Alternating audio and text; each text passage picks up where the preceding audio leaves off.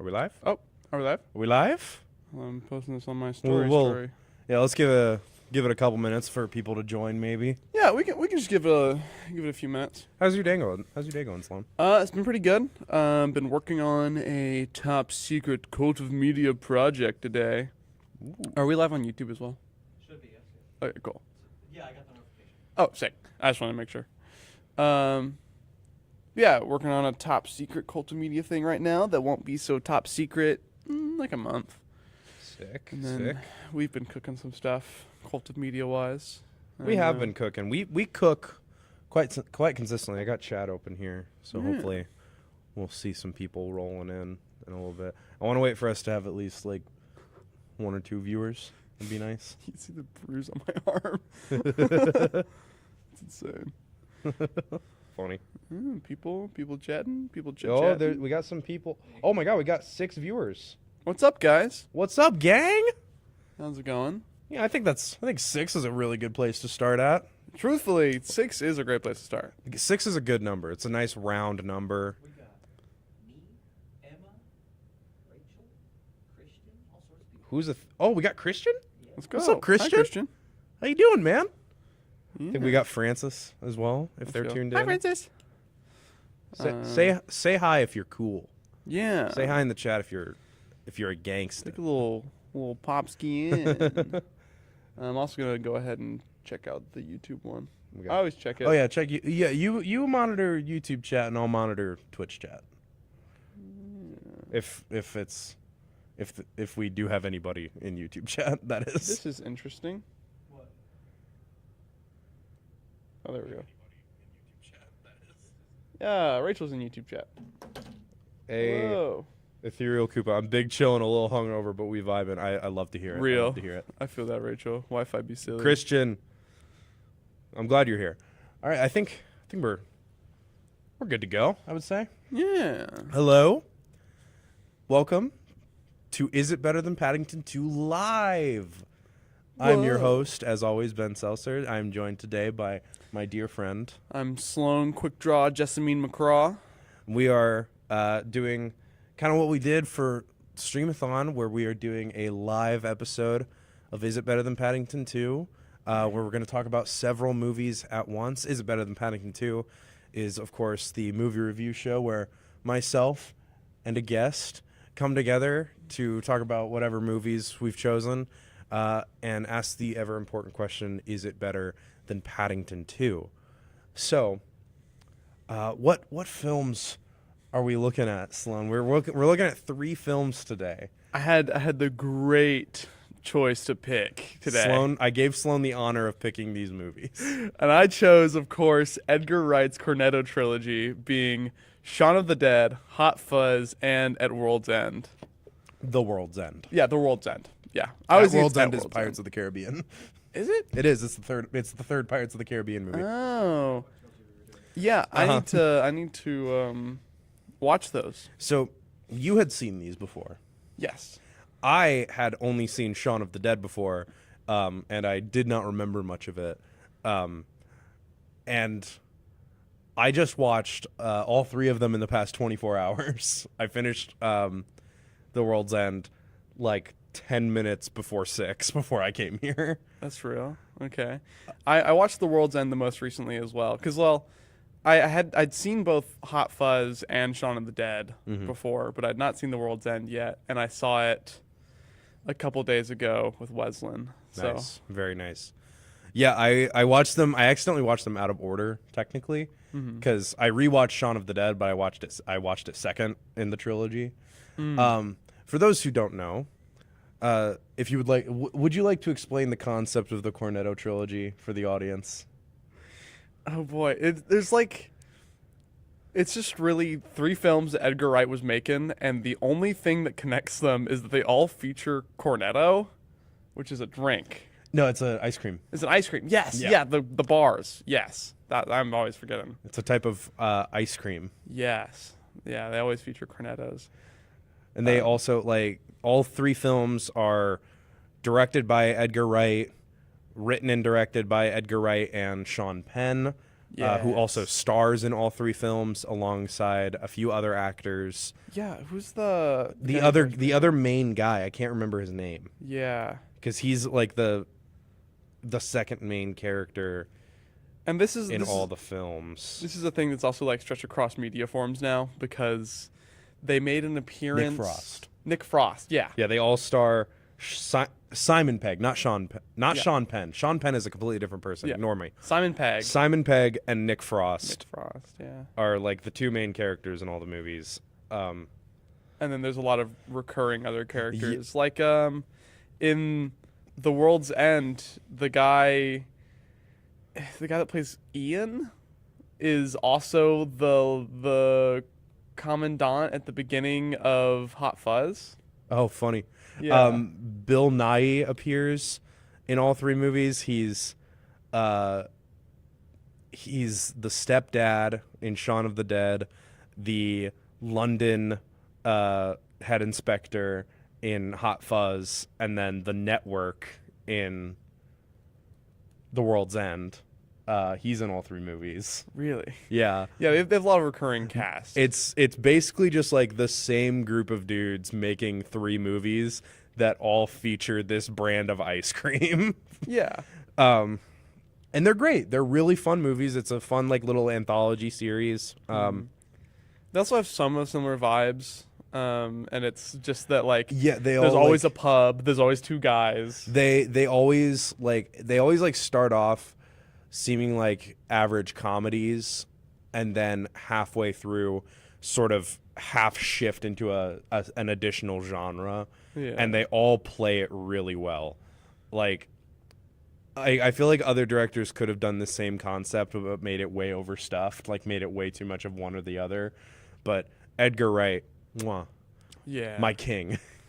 my goat, Edgar Wright. The Incredible Man that could have done Ant-Man. Disney did not let Edgar Wright do Ant-Man. And I think that that's a crime. But you know what? I think it's high time that we just hop right into this. Oh yeah. Let's start with the beginning of the trilogy, 2004's Shaun of the Dead, Shaun of the which Dead. has been described. It is a romantic comedy zombie movie described by Edgar Wright as a rom-zom-com. Yeah. And it follows this guy. What's his name? I can't remember. Oh, any of the it's characters' Sean. names. Yeah, it's Sean. It's Sean. I'm stupid. It's Sean, like the actor. No, No. not that's like the Simon. actor. Simon Pegg. I'm so sorry, Simon Pegg, if you're watching this. feel If like Simon Pegg, #1 fan of Cult of Media, is watching this, I'm sorry I keep getting your name wrong. It follows this guy named Sean who's kind of in like a dead-end job. He's kind of a loser. And he's like in a rough patch. He like breaks up with his girlfriend and everything just seeming to not go his way. And then a zombie apocalypse happens. Yeah. And It kind of like saves his like relationship in a way eventually. yeah, this is probably I think this is like one of the most emotional ones Yeah. in the trilogy. This movie, like, it is like wickedly funny, and it also takes itself so seriously. Yeah, this is the one that definitely takes itself the most seriously because Oh yeah, the one after that's Hot Fuzz, right? yes, Yeah, and Hot Fuzz is a lot sillier. Hot Fuzz is fantastic, and we'll get to that. Yeah. But Shaun of the Dead is like, okay, the best thing about all of these movies, in my opinion, are like the cinematic parallels that they have with each other and all of the background elements in Yeah. every movie. And I think this one has the best background, like spot the stuff going on, because the zombie apocalypse is happening right from the beginning. And whenever you look into the background, you can see zombies just shambling around sometimes. Yeah, because you start off and you like hear it from like a newscast or something. Yeah, they keep like playing like parts of newscasts that Sean ends up turning off because he's bored. Yeah. And so you get like a little snippet of exposition from a newscast, but Sean isn't getting any of it because he keeps like changing the channel or or like turning off the radio or something, or like not reading the newspaper. It's wonderful. So Sean is having this rough patch with his girlfriend. They're like on the last legs of their relationship. He lives with one of his best friends, Ed, who is a loser, to put it lightly. That's Nick Frost. That's Nick Frost. Yes. Lovely. The dynamic between these movies is usually that Simon Pegg, main character, Nick Frost, best friend. Yeah, that is typically the vibe, and they are usually also narrative foils in one way or another. Oh. This one, Shaun of the Dead, is where they are at the most similar to each other. Because they're both just kind of like they're grown men who are just not having a good time with life, and they are sort of just letting that take over everything that they do. And then the zombie apocalypse happens. So one thing that I really like about this film is like sort of all of the characters, like the background characters and some of the main characters, are shown kind of as zombies before they even become zombies. Like they're literally just shambling their way through life and existence. Yeah. Like there's a scene where Sean is on the bus going to work and everybody around him is just like tired, dead-eyed, staring, like 1,000-yard stare into the distance. And that's a really fun, like, I feel like it's this, each of the films is like a commentary in some way or another on some element of society or life. And this one kind of feels like a commentary on like just sort of working yourself to death, essentially, like literally working yourself to death. Yeah. Because like everybody around is turning into zombies and stuff, and the main objective that they have is to get to this pub that they go to frequently. Yeah. And it's just like, no, even in the middle of the literal apocalypse, they are still pursuing this place that they go to every night and do nothing at.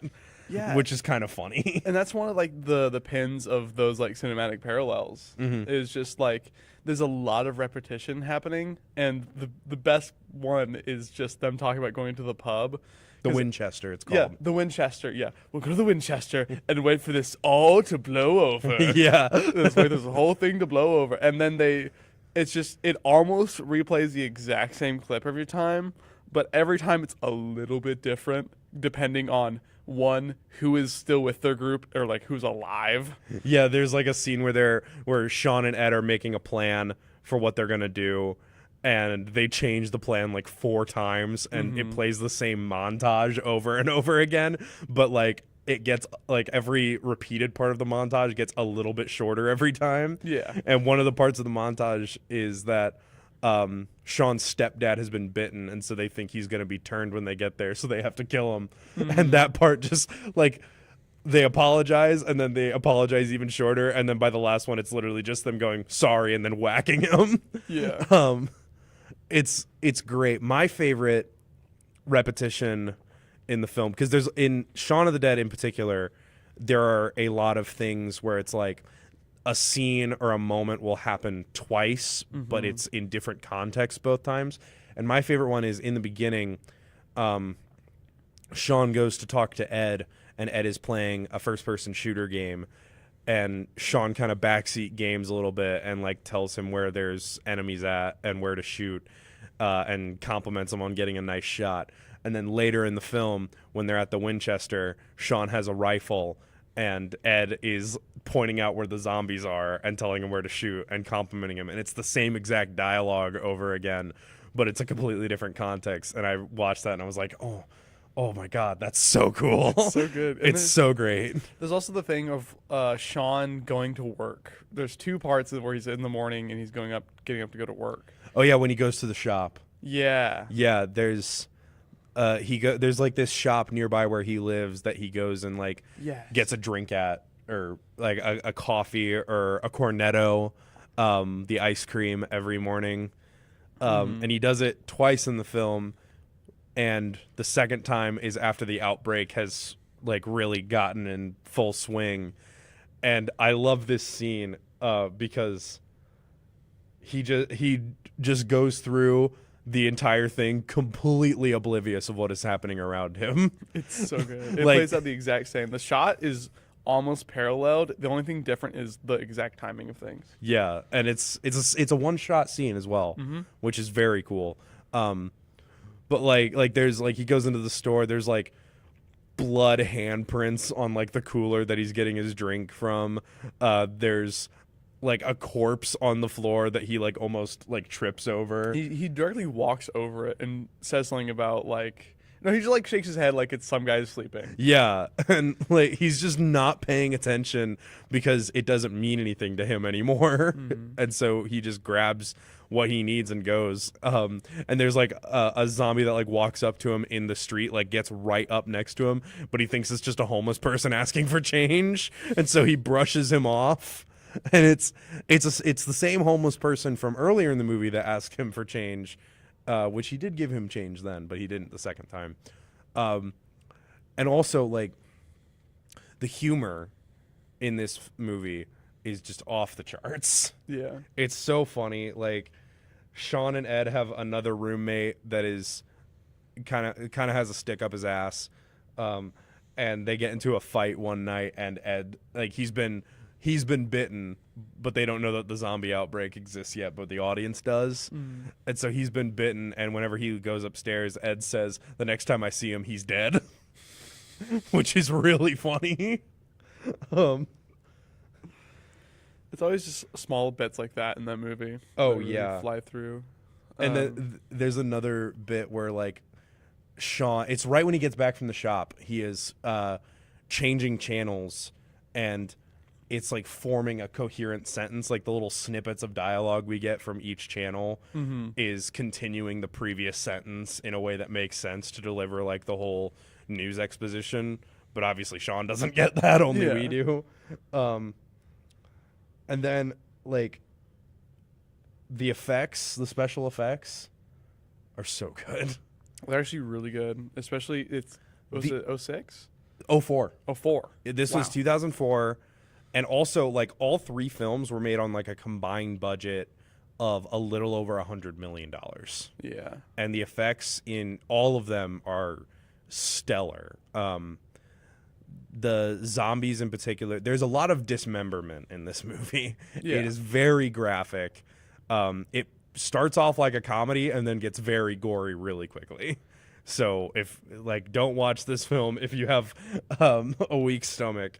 But there's there's another like recurring joke where in the beginning Sean is at his job and a pen leaks in his pocket and it's a red pen, and so somebody says, you got some red on you, and people keep saying that to him, and then they find out that the zombies are real, and Sean and Ed kill a couple zombies, and then they go to save his mom, and he's got blood on him, and so whenever he meets his mom, she says, you've got some red on you, because she doesn't know that it's blood, and it's hilarious. But then, like, in addition to the humor, like, the humor's great. This movie has, like, so much heart to it. It's so aware of, like, what it is doing with the story. Like, the serious moments are played completely straight. They aren't, like, capped off with a joke or anything. Philip, they are trying to drive to the Winchester, and Philip, which is Sean's stepdad, has like he's been bitten on the neck and is bleeding out, and he has like his last words with Sean where he's like where he says like, it's so hard to be a father, I tried to be so good, I have always loved you, I am so sorry that we like didn't get along. And it's like heartbreaking because Sean like starts crying and losing his mind, and tells Ed, who is driving the car, to pull over, and Ed pulls like this dumbass like whip the car around and like skid to a halt. And Sean is like it's played. It's like at first it seems like it's going to be played for a laugh, but then Sean is still completely serious because his stepdad just died. And then they have to get out of the car and run. Yeah. And then that's the end of that scene. And like I remember watching it, and it was heartbreaking. Like Edgar Wright is in every Edgar Wright movie that I've seen. He is so good at like mixing together comedy and emotion in a way that doesn't take away from either of them. It is really good. I mean, even if you watch Scott Pilgrim, they do a lot of that where it's Scott just Pilgrim's like great. it plays straight when it needs to play straight, but a lot of the time it's very gamey and fun. Mm-hmm. I'm looking at my notes, and like I have a bunch of notes about David. I will get into David in a second, but like they also run into this other group of survivors led by this woman named Yvonne, and it's like the same exact group. Yeah, they're parallel. Yeah, they all like it's all like the same sort of like stock character idea several times over. It's like they're all wearing similar outfits and everything, but the group led by Yvonne is doing so much better. Yeah. Like, and like they end up saving the day later in the movie. Like they bring the military around, Yeah. because they had the idea to go and get help instead of going to a pub. But in their group, they have Sean and Ed, Sean's mom, Sean's now ex-girlfriend Liz, and her roommates David. Who was the other girl? What was her name? Wasn't it like Kenzie or something? Maybe. I can't remember. You I'm look so that bad up. about names. Yeah, look it up. And they're just like a group of like college friends that grew up a little bit. Oh, excuse me. I can't cut these out. It's live. I'm not nearly as good at speaking live as I am whenever I can cut out all my mistakes. Liz, Diane, David and Di, Daffs and Di, as they call them. So they finally get to the Winchester, and David, how to put this?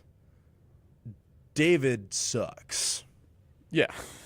David is the worst because his whole character thing is that he is in love with Liz and is pretty much only friends with her because he wants to get in her pants. And he hates Sean and is no stranger to letting Sean know about that. Yeah. So there's this moment where, just before they get to the pub, where Sean's mom is almost attacked by a zombie, but they manage to trap it by impaling it on a tree with a tetherball pole. But then we find out later that Sean's mom was actually bitten and that she was going to turn any second now. And so, obviously, a very emotional moment because Sean has already lost one parent today. Yeah. And then she, like, falls asleep, I think. She passes out. And the first thing that David does is grab the rifle and tell them all to get out of the way so he can shoot her.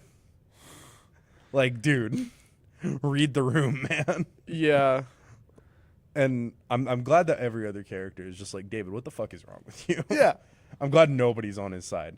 I hate David. He's my least favorite character. He's kind of right sometimes, but for the most part, he's just an ass. It is also like the whole like character point of David. He's supposed to be the guy you hate. Yeah. He's a great character to hate a lot. He's the guy that would survive the zombie apocalypse because he's an asshole. Yes. Like, But he's also the guy that wouldn't survive because with any other group that wasn't his friends, he would get left behind. yes. I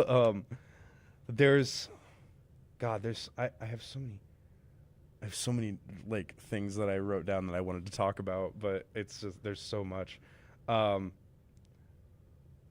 Oh yeah, there's a moment outside of the pub, like before they get in, because the door's locked, where they're trying to get in, where Ed ends up like taking a call, and like some guy calling him for drugs. Yeah. And Sean just like throws his phone in the road and basically tells him to fuck off and goes on a whole little rant. But then they remember that they are surrounded by zombies, but the zombies waited patiently for Sean to finish his rant. Like they just stopped moving entirely. It's Gosh. like that's just like that's the comedy. That's the level of comedy that this movie has. It's just like so aware of itself as a movie. We're like, because like in any other movie, it would have just gone back to the attacking. Yeah. And like you'd be wondering like why did the zombies completely stop attacking for this moment? And we don't get an explanation for why they stopped attacking, but we do see that they did in fact stop attacking. They were captivated. Simon Pegg's a really good actor. Oh my god. Okay, I will talk about this more at the end, but with all of these movies sharing a general like main cast, oh my god, the range on all of these actors is amazing. Yeah, we can get into it when we start talking about Hot Fuzz, but Simon Pegg is really good at playing the subtleties of different people. Simon Pegg is an incredible actor. Nick Frost is also an incredible actor, as we will see when we get over to The World's End. Yeah. Yeah, Nick Frost is kept more archetypy between Shaun of the Dead and Hot Fuzz, but by The World's End, you can see like, oh, okay, he does have the same range as Simon Pegg, and that's why it works so well. It's great. There's a little sequence where the owner of the bar is a zombie and he appears, and they accidentally turn on the jukebox to "Don't Stop Me Now," which starts attracting the horde. "Don't Stop Me Now" by Queen, and they start beating on the zombie that's in the bar with pool cues to the beat of the song. Yes. Like the whole fight is to the beat, and I'm a sucker for this in movies. Edgar Wright does it a lot in his movies. Yes, where so much. the fight will line up with the music. Yeah, he did it. I mean, that's what the entire premise of Baby Driver was. Oh, just- yeah. He was just doing cool cinematic stuff. I'm burning. Yeah, Baby Driver is entirely just lining up shots and like things happening on screen with a song that is playing diegetically within the film itself, and it's great. Movies to watch, anything by Edgar Wright. Movies to watch, all of Edgar Wright's filmography. And you can stop after that. Yeah. If you've never seen a movie before, you can just watch those and you'll get a good idea of what movies are. Yeah. At least Edgar Wright, he's the guy that like inspires me to edit too. I love his fast-paced editing Oh stuff. my, yeah, it's Hot Fuzz especially, which obviously we'll get into that.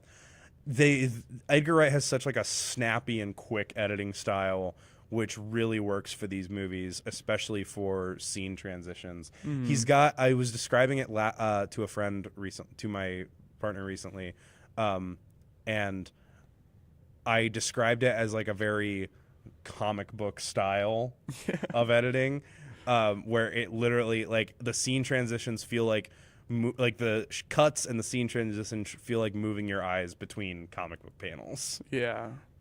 He's got it's a very unique style of editing that I adore. I have some notes here. Okay. Quote, "Personally, I would have punched David sooner, because after David suggests shooting Sean's mom, Sean punches him in the face. And then after that, I wrote, quote, personally, I would have killed David sooner. Because right after that, David gets a bit too close to a window. He's about to leave. He's about to leave the bar entirely. And Diana tells him to get away from the door. And so he walks over to a window. But then the zombies smash through the window, grab him, disembowel him, and dismember him. One of the best micro twists in these movies, honestly. It was just so sudden. He's like, I'll get away from the door. Like, okay, fine. And he gets the window. Yeah. Like, honestly, okay, the effects are, like, almost too good in this movie because watching David die didn't feel as good as I felt like it should have. So David gets killed. Diana goes to try and save him because she gets very emotional about it. So she runs out into the horde of zombies and presumably dies. Mm-hmm. Then it's just Ed, Sean, and Liz to fight off the entire horde. Mm-hmm. They end up trapped behind the bar. Ed almost dies. He gets bitten in the arm and the throat. And they end up behind the bar. Like, they pour alcohol on the bar and set it on fire to form like a shield.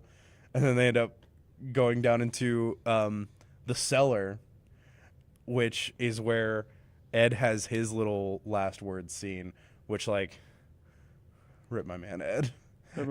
Ed's a loser and kind of sucks, but also he was a bro, and he was always there for his bro Sean. His story isn't done there.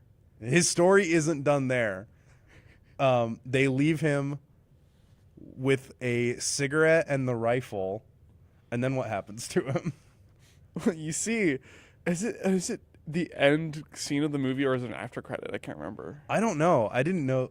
Honestly, I didn't know that there was more, so it might be an Really? after credits scene. I think it's an after credit scene then, because there's a scene Oh no, I remember. where it's Sean trying to teach zombie Ed how to play video games, and he's still like slightly ravenous, but he's definitely like adhered to it a little. Yeah, so like Sean, at first they are about to make a suicide pact. Yeah. Because they have 2 bullets left in the rifle, and there are 3 of them left.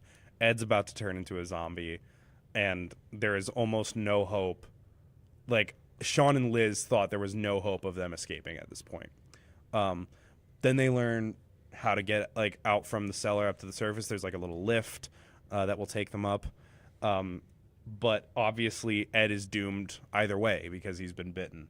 And so they leave him, they give him a cigarette, and they leave him with the rifle in case he decides that he doesn't want to turn, or if he wants to go down fighting because the zombies are about to break in.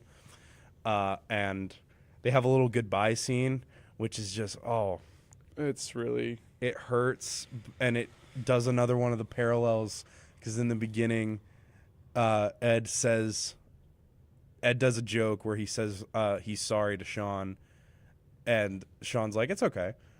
And then he says, no, Sean, I'm sorry. And then it turns out that he farted, and it smells really bad. And he does the same thing here as he's about to die, and it's just like... like they're still bros up until like literally the very, very bitter end. And then they get saved by the military. Yeah. Right after that. It's reminiscent of like The Mist.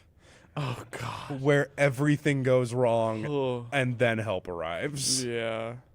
And Actually, a very heart-wrenching film.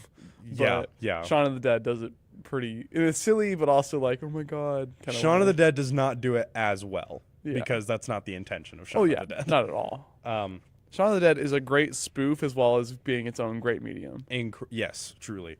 So after that, we get a little flash forward to sort of like... It turns out like most of the worst of the apocalypse happened in this one day, which they have dubbed Z-Day. Yeah. And later on, like, zombies are still around, but they're kind of just an accepted part of life, and they're also highly commercialized. Like they're basically treated like show pets in a way, or working animals. They're like made to push carts. They're made to like do sports where they're like wading through like waist deep mud to get to a stick of meat or something. I wrote it in my notes as the commercialization of zombies with the vomit emoji. Yeah. Also, I forgot about this. There's a running joke that it's Edgar Wright poking fun at zombie movies that refuse to say the word zombie. Yeah. Because Ed calls them zombies in the beginning at first, and Sean's like, you can't call them that. Like, don't use the Z word. And so, like, every time somebody calls something a zombie, they say, don't use the Z word. And it's like, yeah, that's pretty much what every other form of zombie media does.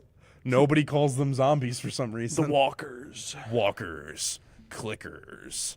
Yeah, oh God, what does State of Decay call them? They have a really funny freakers. Freakers. Yeah, they call them freakers. That's funny. And then as you said, there's that scene after like Sean has zombie Ed like locked up, like chained up in a room to play video games with, and Ed is still capable of playing video games as a zombie. Like he tries to bite Sean at first, but then he's just like and then grabs the controller and starts playing. It's so good. You know what that bit reminds me of? What? This certain film that you and I both love. It's kind of short. Do tell. Oh, you know, the classic film by Nick Kosher in a part of Britannic. Eagles are turning people into horses. Yes, there does seem to be a cinematic parallel. Perhaps we will do an episode on this incredible film in the future. Anyways. So yeah, Shaun of the Dead is really... Shaun of the Dead is great. It's a great movie. It's the best way to start off the trilogy. Also, I will go ahead and note, Yeah. Shaun of the Dead is the one to introduce a lot of bits. Yes. There are not only recurring bits in the movie itself, but there are bits that will recur throughout the other two movies as well. There's always a pub. There's always a best friend. Yes. And then there's always a scene where they hop fences. Yeah, I didn't bring it up yet because I was going to bring it up during Hot Fuzz, and I'll talk about what the gag is later on when we get to that. Because talking about it in Shaun of the Dead in isolation isn't nearly as funny. Yeah, no, it's not. But talking about it after watching both Shaun of the Dead and Hot Fuzz, hilarious. It is a goofy scene because they're not very good at it in Shaun of the Dead, if I remember correctly. Yeah, that's correct. Yeah, because it's the other group that's super good at it, and they go, we got to do that. Yeah, exactly. And then they try, and they just, like, stumble over. They like, trip over the fences or run straight through them, or the fences fall down. Yeah. But we'll get into why that's funny. So Shaun of the It is Dead... a Ferris Bueller gag. It is a Ferris Bueller. It's a Ferris Bueller gag. Ferris Bueller, another great movie. Maybe we'll talk about it this The music semester. kicks, and it's got, like, little bongos, and he flops. Also, the score in all of these movies. Who did the score? I wrote it down. It's all original scores, isn't it? It is. Yeah. It's there's a score and there's a soundtrack, and I wrote down who did the score somewhere.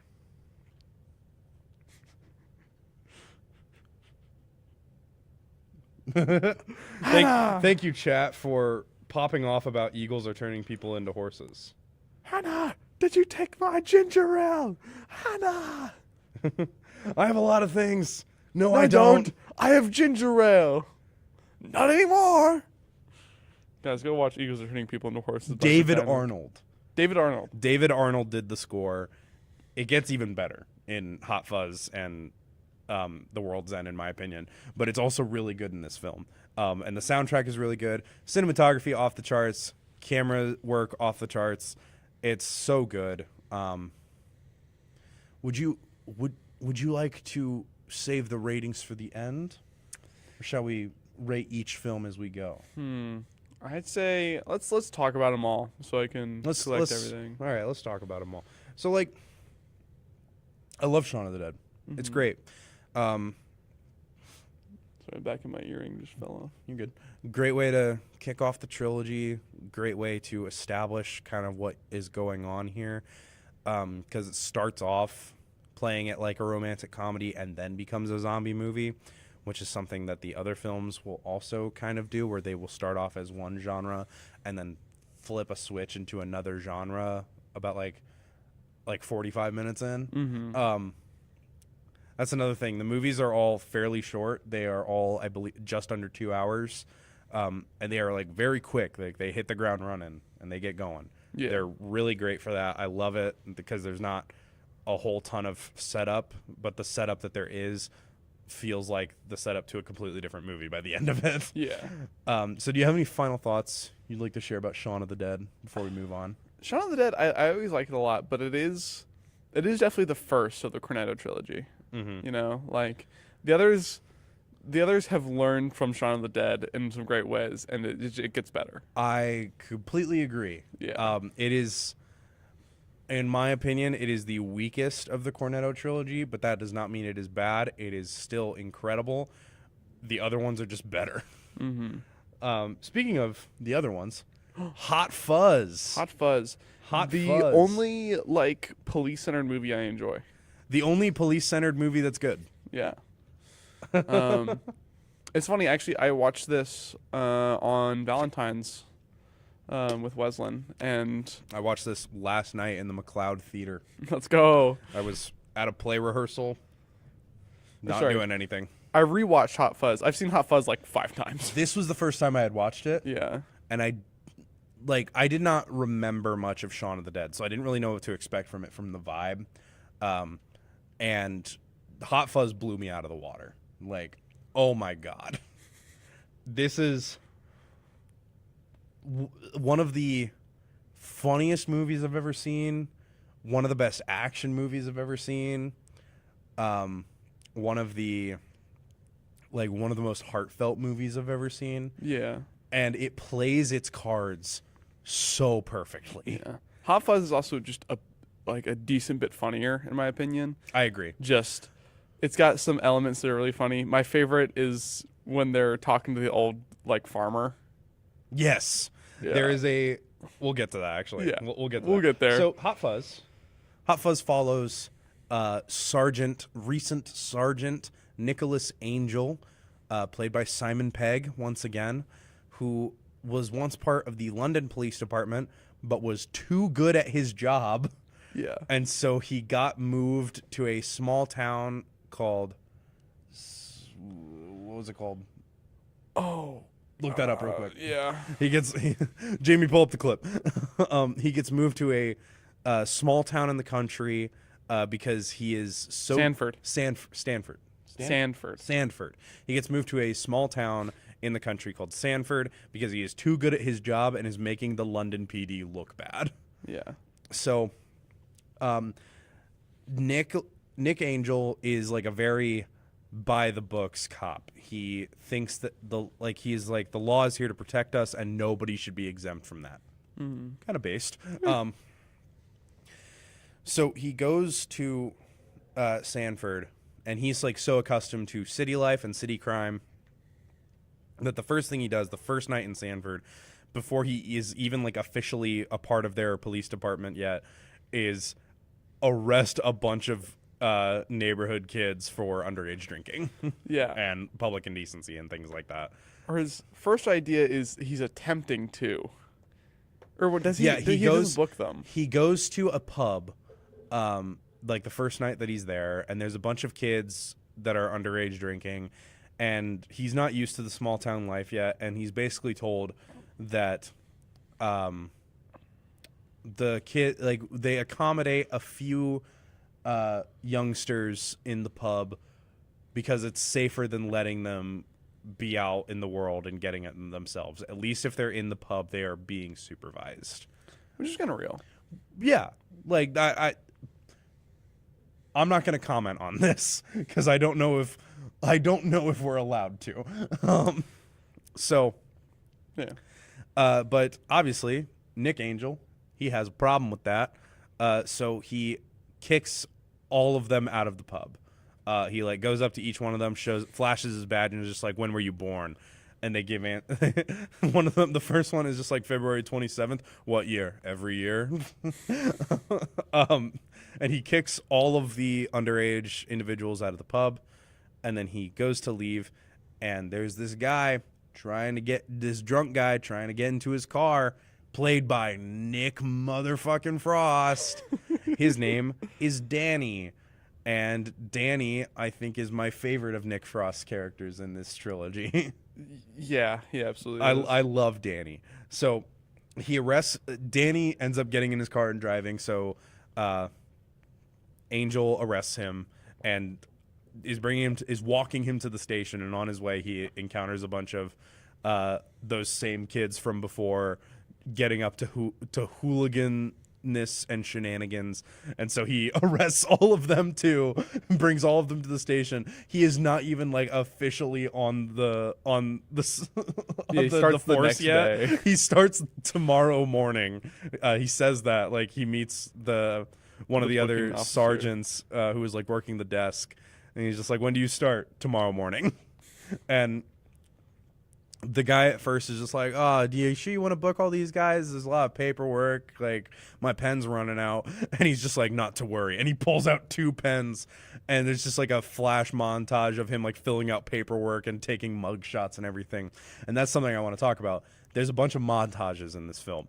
and they are all awesome. It's Edgar Wright. He always is a montager. This is like what I'm talking about with like the comic book style of editing, because Yeah. it's just really quick flashes of different things happening, like a pen writing something down, a photograph being taken, a picture of one of those boards with the name on it with the mugshot. There's later on like a getting weapons together montage where it's just like brief shots of like all the weapons.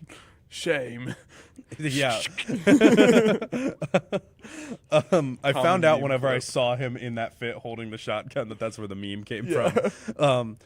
And so all of that happens. He leaves. The next morning he comes back, and all of the people he just booked were gone, including that drunk guy, because it turns out that drunk guy is also a police officer. Whoa. Danny was also a police officer the whole time, and he is the son of the he's the son of the head inspector, which is basically the chief of police if you're not British, who is Frank Butterman is his name, and so he's like Nicholas is like learning sort of. They play it a little loosey goosey in Sanford, because it's just a small town. You know, they don't like abide by the letter of the law, but rather the spirit of the law, where it's just like, as long as you're not hurting anybody, who really cares? And so the police in Sanford don't really handle high crimes. They handle more like community service things. So there's a little montage of Sergeant Angel sort of going around Sanford and doing like odd jobs for folks. At some point, a swan escapes from the castle, and that's something he's got to do. That swan will be important later. That's if you ever watch Hot Fuzz, if you haven't watched Hot Fuzz, first of all, why are you watching this stream?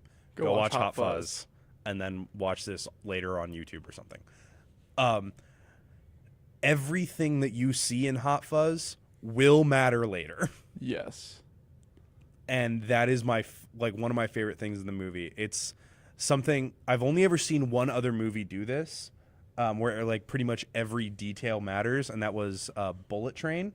Yes. If you've seen it. Oh gosh. Bullet Train is a fantastic movie, and it's another film where like every single detail you encounter, no matter how minute it might seem, is going to come back later. Another movie I've seen like 5 times. I've only seen it once. I need to rewatch it. It's a great movie. So good. This movie is also fantastic. What kind of notes do I have here? Oh yeah, like the comedy in this is very like it's similar, but it's also unique from Shaun of the Dead. Yeah. It is very dry humor, very sarcastic. It's very like quick and snappy. Like the way that I worded it in my notes is there is no room for a laugh track in this movie. Yeah. Because as soon as the joke hits, like the jokes hit as if it's people saying normal things. So like Nicholas was like recently stabbed in the hand as like fighting like a mall Santa. Yeah.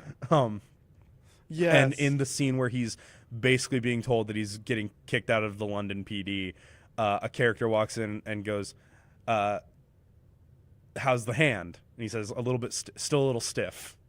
And then another character walks in. How's the hand? A little bit stiff. And then a third character walks in. How's the hand? A little bit stiff. And it's just the same thing every single time. But they do it so quickly and just move on from it that it's really funny.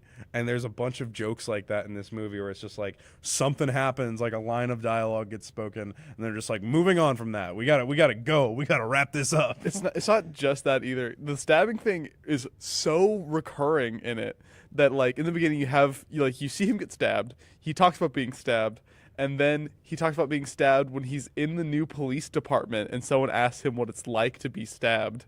And then he talks about it again later when someone else gets stabbed and goes, "Yeah, that did hurt." Yeah. There's a lot of stabbing humor in this movie. It is British. Truly. Anyways. And then it's right after the Romeo and Juliet scene, if I'm not mistaken, right? That it shifts. Mm-hmm. Okay, cool. Yeah. So after a little bit of this like sort of mundanity of working for a small town police station, Nick Angel, along with Danny Butterman, end up going to this showing of Romeo and Juliet that is very bad. They like pulled over the guy previously, and all like because he was speeding, and all Nicholas Angel did was pull out his notepad and was writing the conversation down, and it was making the dude so nervous. But I think he was just like scribbling on the pad, Yeah, like he wasn't even writing anything. He was just playing mind games with him to basically get him like to be afraid and stop being stupid. Yeah. Which funny. So funny. Because the guy wasn't expecting to like get booked or anything. Like nothing was. He wasn't expecting anything to happen because it's a small town and nothing's ever happened.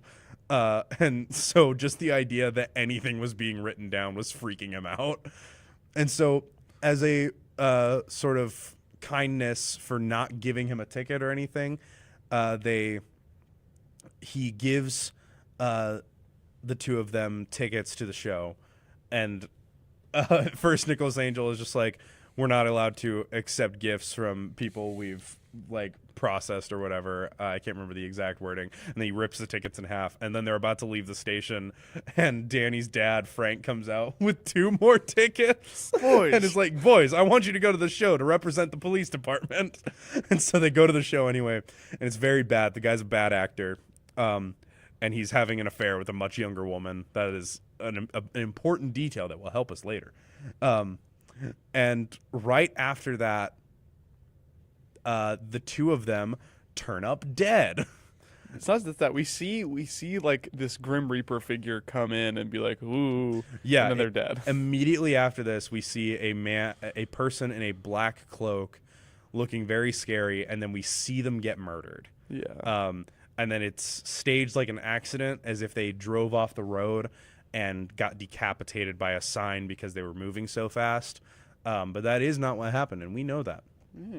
So, it goes immediately from like kind of like a buddy cop, like action comedy movie, to a slasher horror. Yes. And it handles it so well. It does. Like it shifts genres without losing any of the elements of the first genre, and it is not compromising on either of them to do so. I think it's great because of the fast-paced comedy. You have a lot of laughs in already in the beginning. So much of the comedy is set up that they all like when you have the tone shift, you're dealing with payoffs. Mm-hmm. So the comedy stays consistent because it's still the same joke from the beginning. It's just foiled. Mm-hmm. Yeah. Speaking of which, we skipped over a joke, the fence joke. So in Shaun of the Dead, they are trying to get to the pub, and Shaun is like, "It's just through there," and they look, and it's a bunch of fences, and he's just like, "What? You've never taken a shortcut?" And he goes to hop the fence and then runs straight through it. The same thing happens in this movie where Nick and Danny are chasing down a guy who tried to rob a store, and he's like jumping fences and stuff, and Danny's just like, "What, you're gonna jump?" He says to Nick, "What, you're gonna jump the fence?" And Nick's just like, "What, you've never taken a shortcut?" And then he proceeds to jump 3 fences perfectly, and the third one he like does like a gymnast flip over it, and it's so funny. Like, it was funny at first. I watched Shaun of the Dead after watching Hot Fuzz, and it's funny in isolation, and it's even funnier knowing the context. And that one, doesn't Nick Frost also attempt to go after him and immediately plummet through the first fence? Yes. Nick Frost, Danny tries to do the same thing and just runs through the first fence and falls over. He takes like the whole fence down. Yeah. So we are now in the middle of a murder mystery. And the gore effects in Shaun of the Dead were good. I think that the gore effects are even better here. It's really gross. This is a gross movie to like look at once it gets all murdery. But now that it's a murder mystery, we need suspects. And there's one suspect, and it's a man named something Skinner. Yeah, it's just Skinner. He's only referred Skinner. to as Mr. Skinner, pretty much. And he owns a local supermarket. And he, since the very beginning of the movie, has been saying very obvious, "I'm an evil serial killer" things. He's got a little mustache. Yeah, too. he's got like a little pencil stash, and he's just got like evil businessman vibes. And like the first line of dialogue he has is, "I'm a slasher. I've got to be stopped." But he's making a joke about how his prices are so low. And so, yeah, but like he says things like this in every single scene. Just before the actor and the woman he's having an affair with get murdered, he appears in that scene and says something about bashing her head in. Yeah. And then she turns up decapitated. Kind of suspicious. And so whenever I was watching this movie at first, I was at first just like, man, it sucks that this is such an obvious red herring. Yeah. We'll get to that. Because it is a red herring, but it also isn't. It's a double cross. Yeah, the movie like triple double crosses you. Yeah. It's really good. We'll get there though. So there is they all get, or they're all at the pub after the funeral of the two people that were just killed, and there's this rich city development guy that's there, and he's getting drunk because he was very close with them. He's very upset. Skinner is there. He says some things. He says we should drink to their demise and that the guy who's getting drunk is going to be in pieces in the morning. Yeah. Still doing his really weird I'm obviously a serial killer dialogue. And then Nick and Danny bring him home. And this is where Nick and Danny kind of bond a little bit. Like, because previously, like they've had a few bonding moments over the course of them working together because they're partners. The whole thing with the notepad was like Nick's kind of been teaching Danny how to be a proper police officer. And like the moment with the notepad was just like, this is the most important tool that you'll ever have. We'll get to that later. And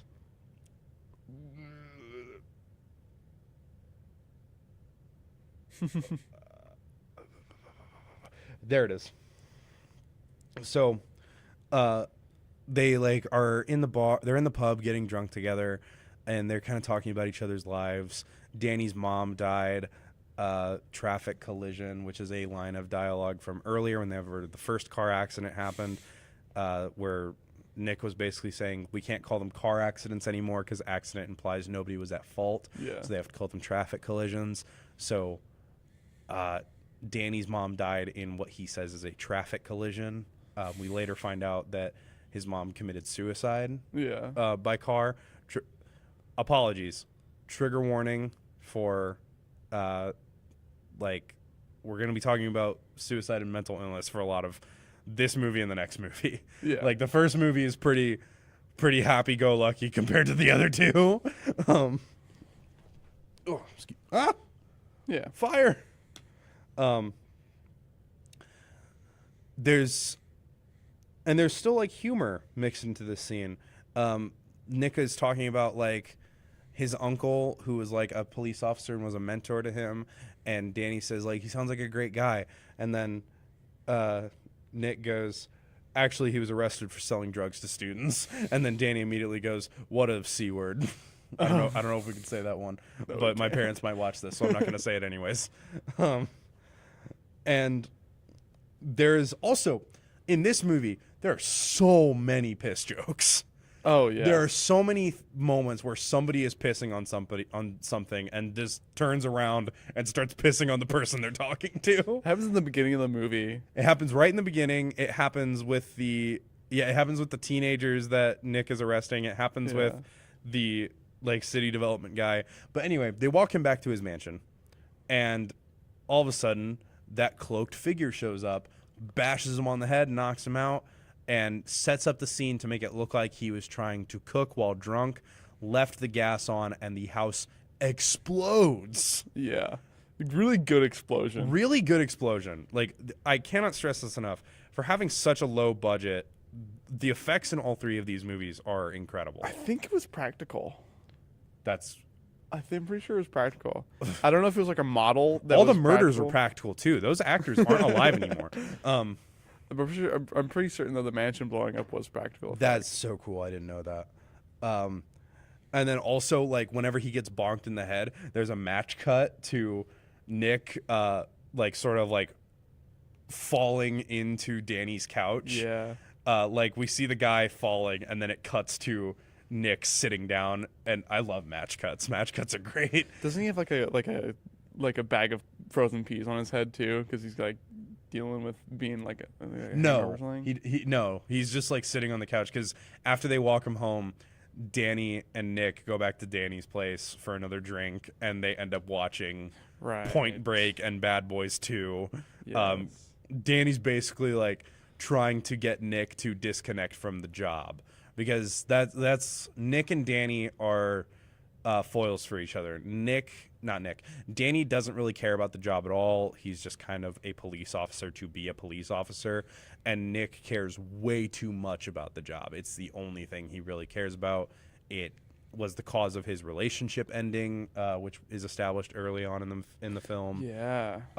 He just like he doesn't know how to switch it off ever, and Danny's never learned how to switch it on in the first place.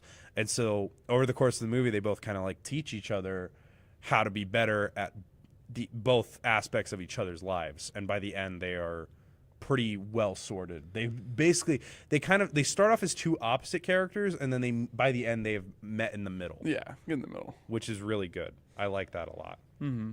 It's good. It's good dynamic character change, and that's what's great about these movies, especially thinking about again from Shaun of the Dead to Hot Fuzz. Simon Pegg's portrayal of in Shaun of the Dead being a really goofy, like just like laid back, lazy character to being this like super straight lace. Mm-hmm. Like, very good. Yeah. Very, very nice. God, the range. I love Simon Pegg. He's so good. He's so good. There's also a joke that I want to mention. Whenever, like, Danny opens up the closet of movies he has, he pulls out Point Break and Bad Boys 2, and he's like, Point Break or Bad Boys 2? And Nick is like, which one do you think I'll prefer? And Danny says, no, which one do you want to watch first?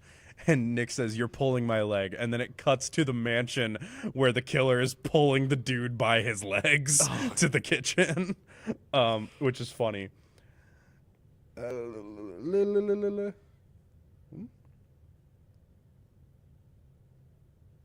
Oh, yeah. I was trying to figure out what that note I put meant. Anyway, the mansion explodes. Skinner has also been sighted at every crime scene, which is important. He like passes by the scene of the crime of the traffic collision where the two got decapitated, even though that is like nowhere near where he would need to be driving for what he does. Mm-hmm.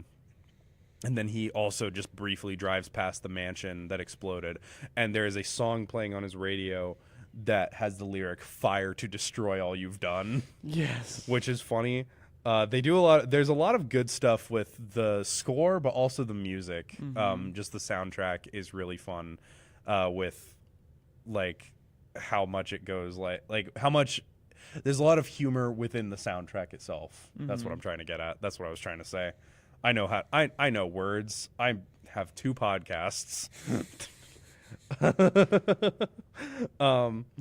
So then after that, also, Nick has been suspicious from the beginning that there is foul play.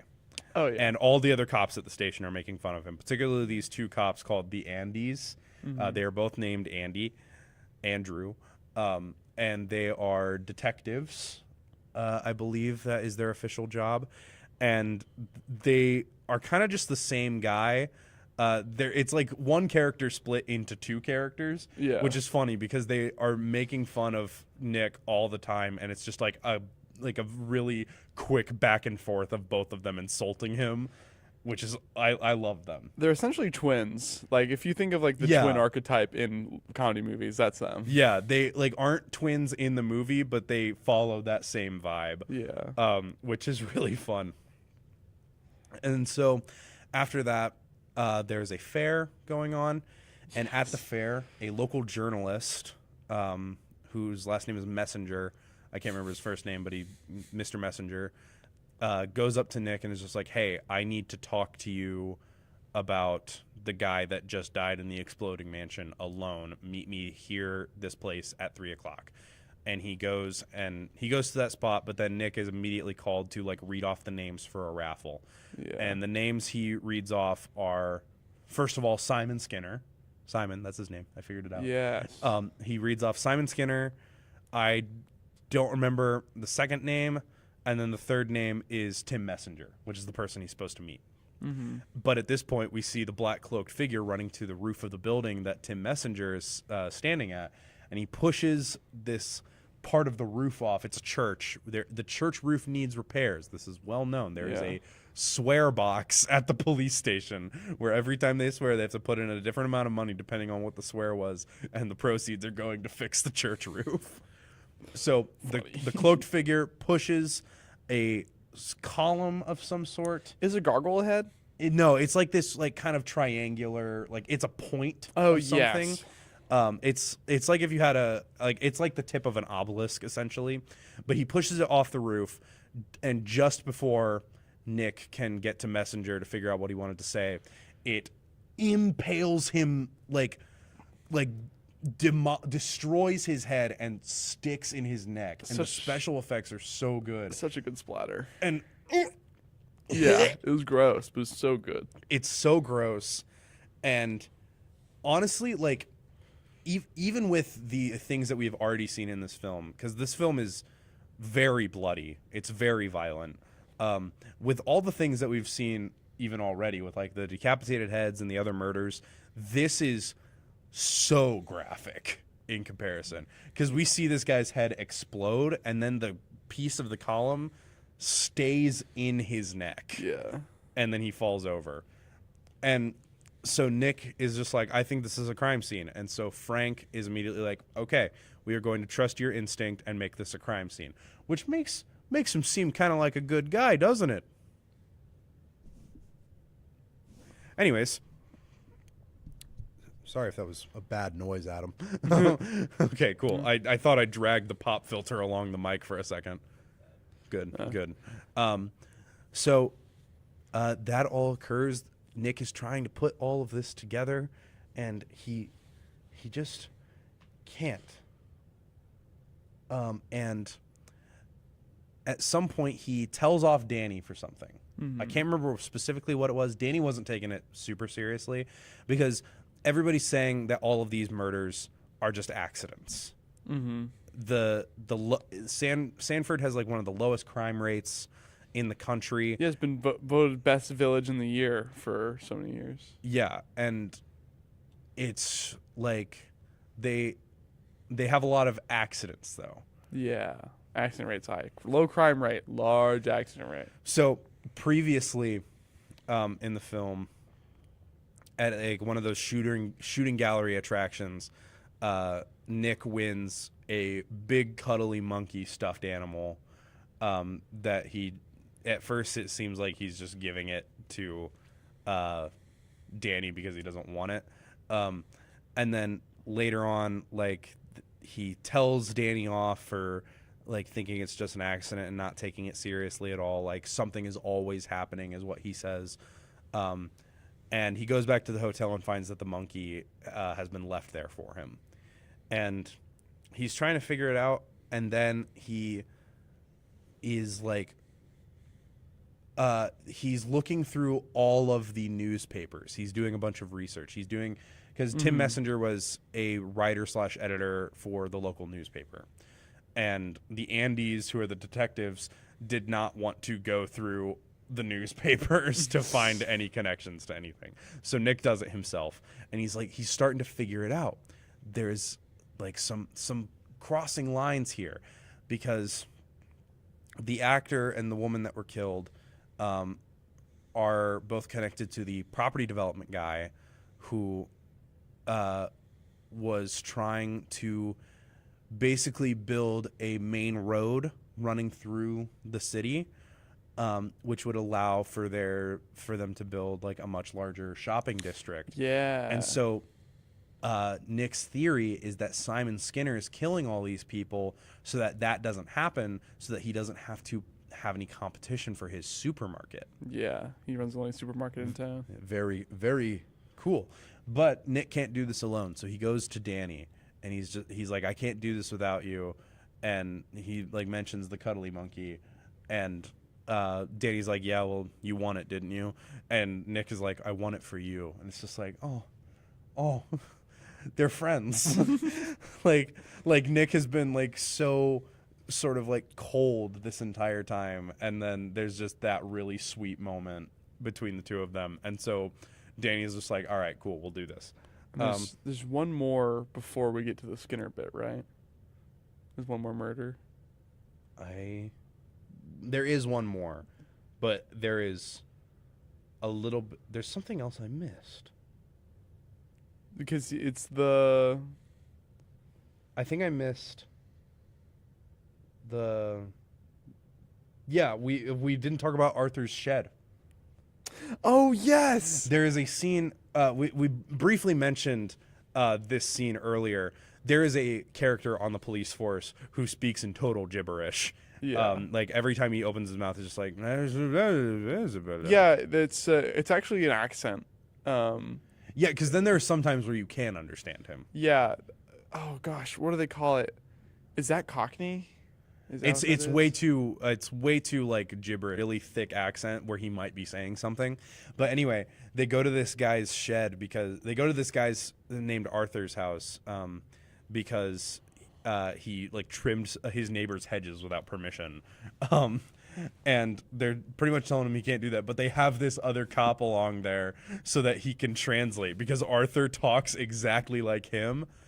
And at some point, Nick asks him because Arthur's holding a gun, and Nick asks him, I hope you have a license for that firearm, and he says, I do for this one. And then they go to his shed, and it turns out it's loaded with guns, and not just like rifles and stuff. There's shotguns, there's pistols. These are like military grade weapons. There's machine guns. There is a naval mine. There's a giant naval There mine. is a giant deactivated naval mine in there. And so they confiscate all the stuff and bring it to the evidence locker. Yes. Remember this. This is a surprise tool that will help us later. Yeah. My favorite thing about Everything in this movie comes back. my favorite thing about the mine is that when you first see it, they're like, "Oh my, how do you even have this?" And then the guy goes, "Oh, it doesn't work," and he like butts it with the end of his rifle. Yeah, and then it starts ticking. Yeah. Or like it makes like a ball drop sound, and they just like run out of the shed and like hop on the ground, and then someone comes by and it's like, it's deactivated, and then they tote everything off. Yeah.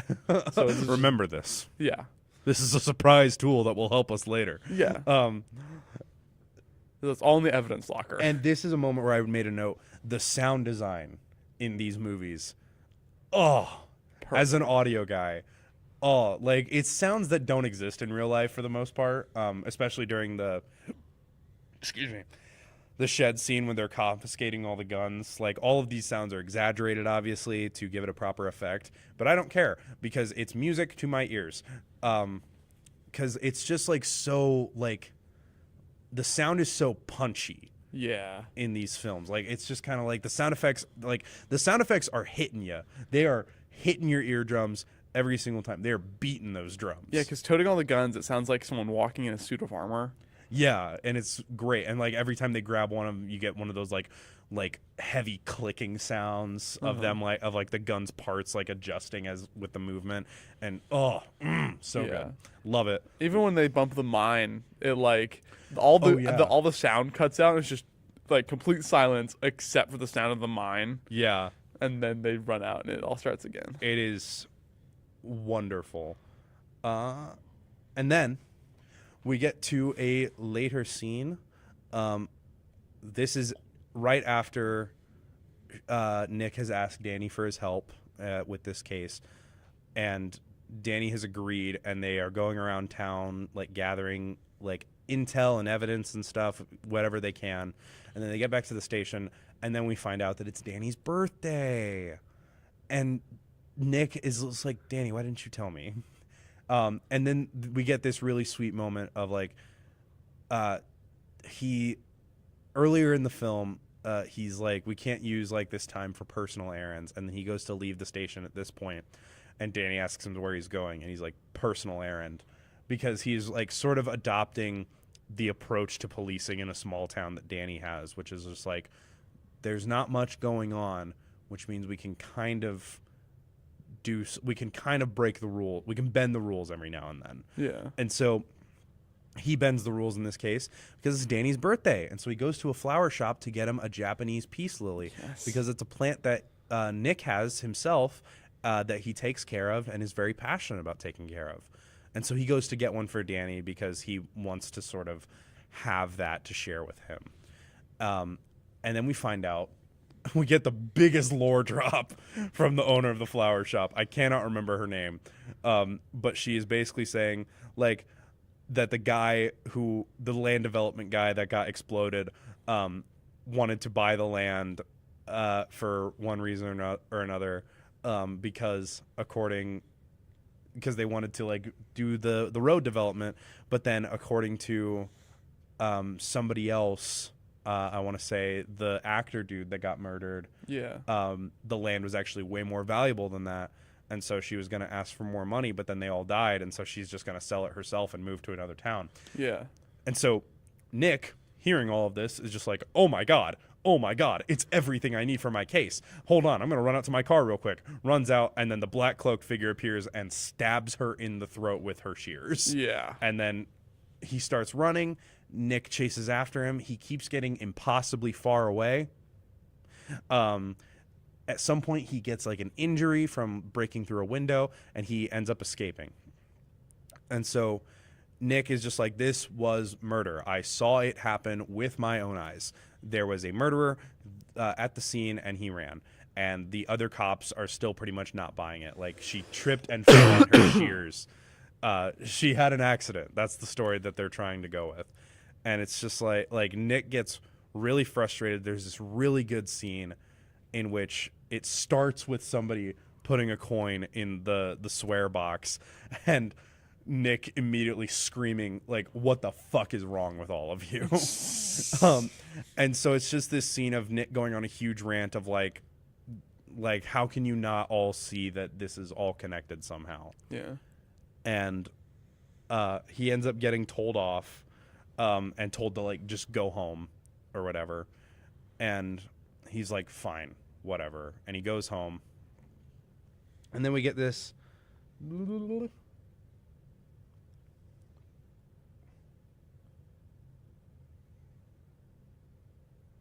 Then we get like this sort of like semi-montage where did the questioning happen? I should have made better notes. I'm not great at notes. It's all good. I didn't make notes. I wanted to make notes because I would have forgotten what I was wanting to talk about, as we are seeing right now. So, actually, I believe before this, before he goes to, before the rant scene, they go to the supermarket to question Skinner. Or maybe it's right after. I can't remember.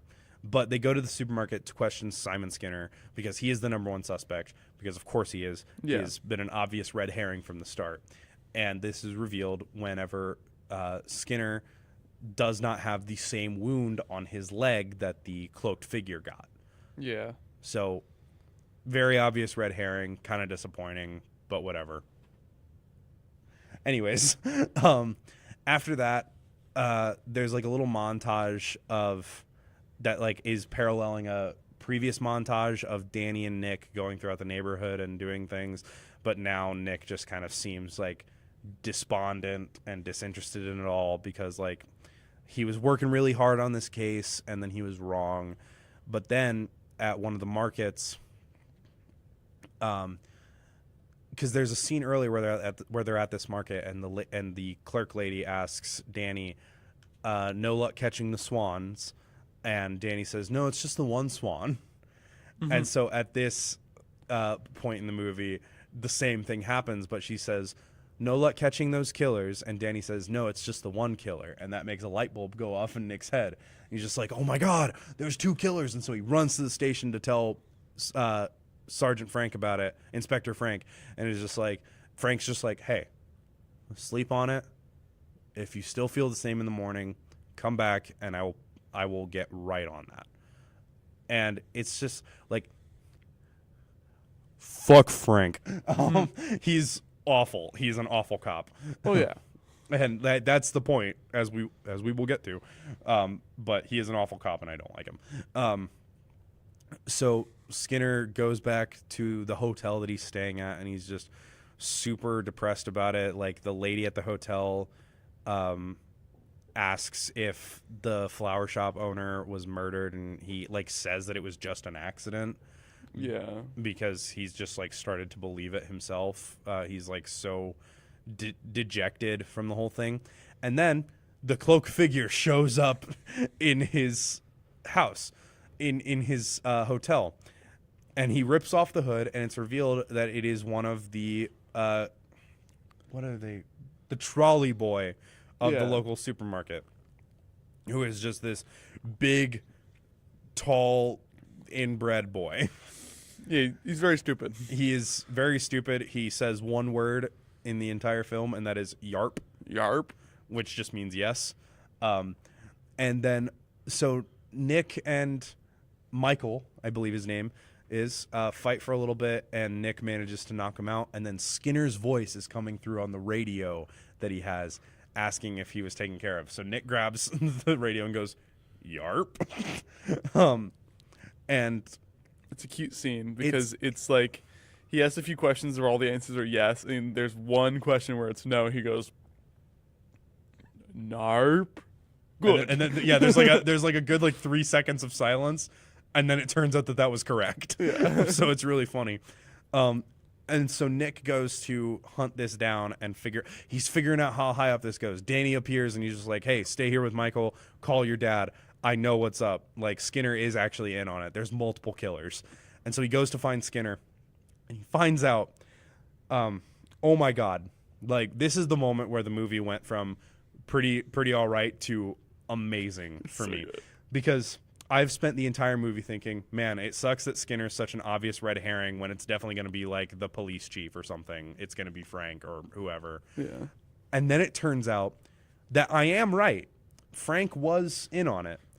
And so was every single side character that you thought meant nothing. Yeah. It's the entire neighborhood watch is in on this thing. They have formed a Christo-fascist cult that is controlling the town to preserve the town's image so that they can keep getting voted Village of the Year. They just keep choosing people to murder. Yeah, like Nick came up with this whole like everything was connected in the sense that like all of it added up to this elaborate scheme to prevent like further city development so there wouldn't be supermarket competition. Mm-hmm. And then it turns out that all of these people were killed for essentially meaningless reasons because they made the town look bad. Yeah. Which is terrifying. It's down to the point of where like you have the other people that were killed because like, oh, this guy's trying to buy a plan to build a road, and you know, whatever, the actor's like an asshole and he's like cheating on his wife and doesn't have a good image, and he's like got weird connections, and the woman he's cheating with has city connections and everything. And he's a bad actor, and he makes the town look bad. And then you have like, oh, why'd they kill the florist in the end?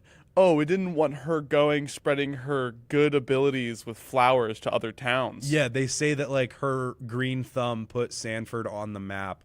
And they pretty much have a if we can't have her, nobody can mentality with her.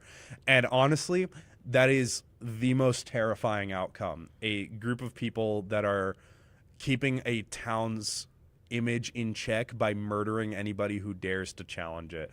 And it's such a great commentary on like the subtle like social bigotry of like suburban communities. Mm-hmm. Where it's just like, oh yeah, everything seems so nice and great, but also like Frank comes out and says a slur against Romani people, and because what happened was his wife, who, as we mentioned earlier, committed suicide, did that because she worked so hard to try and get the town voted for Village of the Year, and then this group of people like moved into the town and just kind of like ruined the image of the town, and so they lost Village of the Year.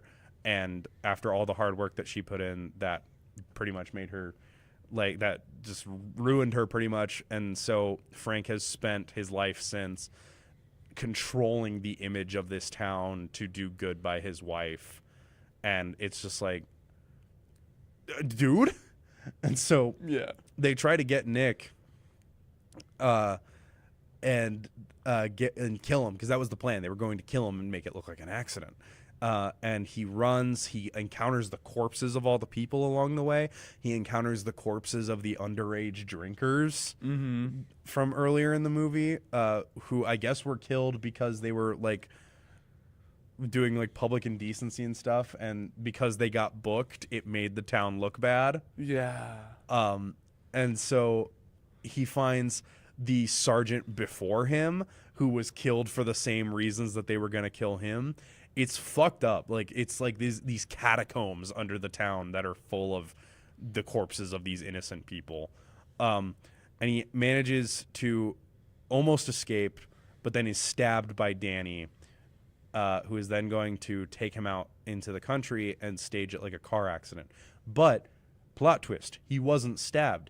Danny did a funny earlier in the movie where he pretended to stab his eye, but it was just a packet of ketchup or whatever as the blood. And he did the same thing here when he stabbed Nick, so that he didn't have to actually kill Nick in front of everybody.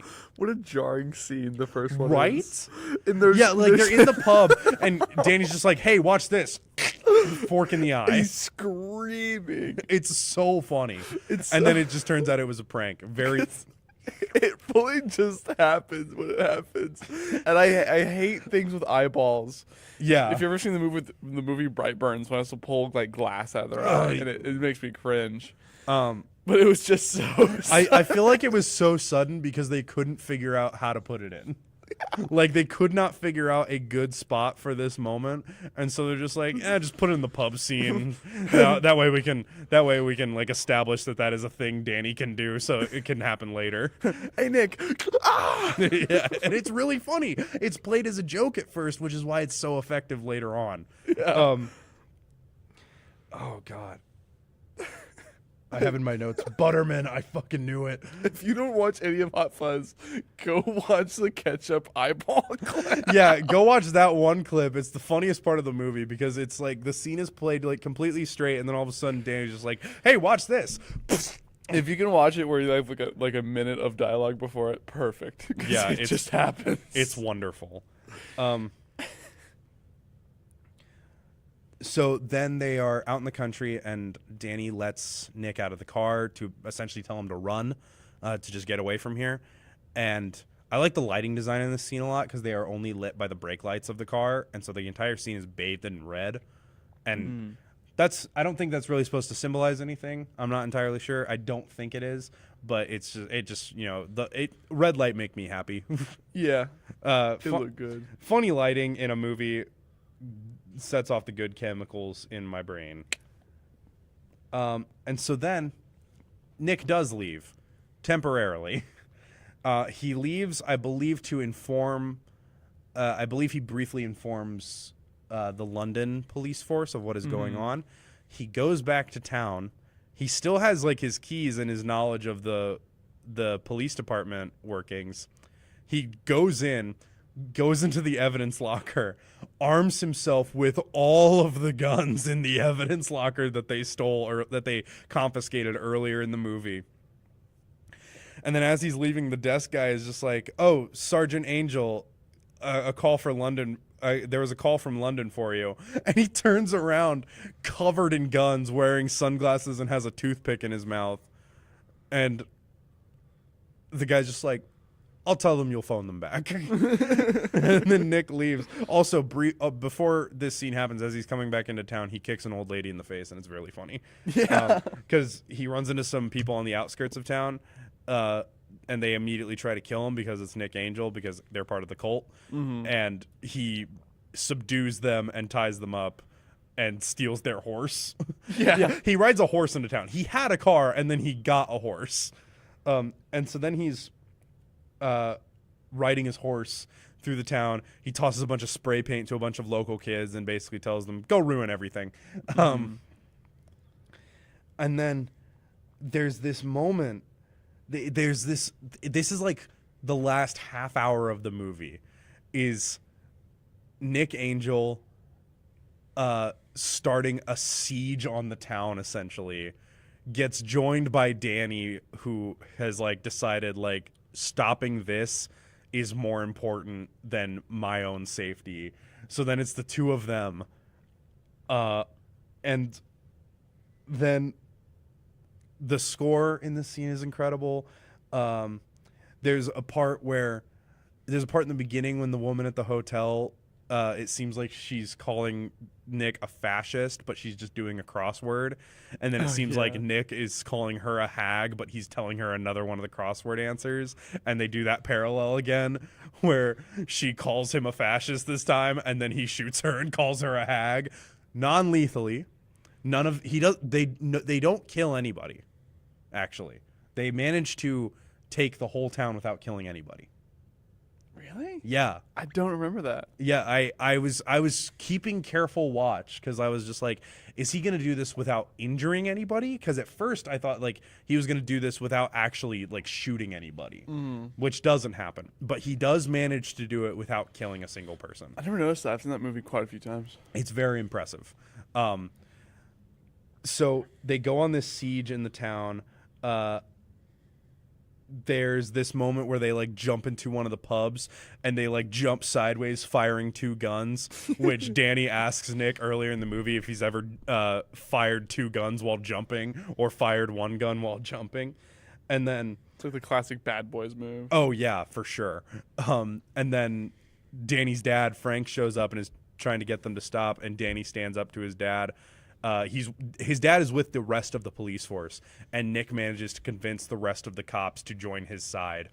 And so Danny's dad runs away, and then they go to take the supermarket, and it's this great like siege on the supermarket where we learn that all the other cops, despite the fact that they were doing nothing, are still actually very capable officers. Yeah. Which is really fun. The Andes work with Nick for the first time, and like they're really cooperative, and it's really cool. They form a plan together.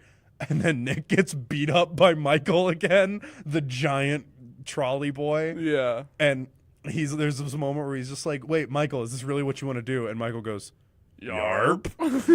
And so then they fight.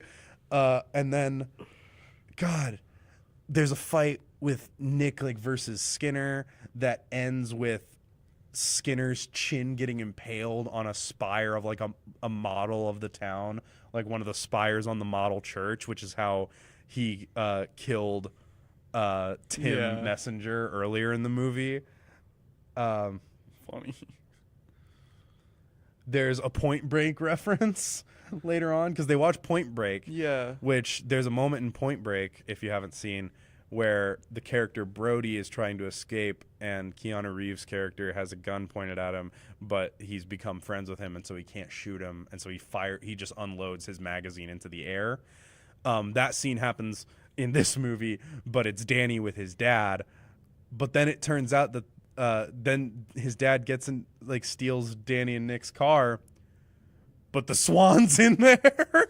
And so the Swan attacks him and makes him crash. And it's so funny. And then the London Police Department shows up and everybody gets arrested.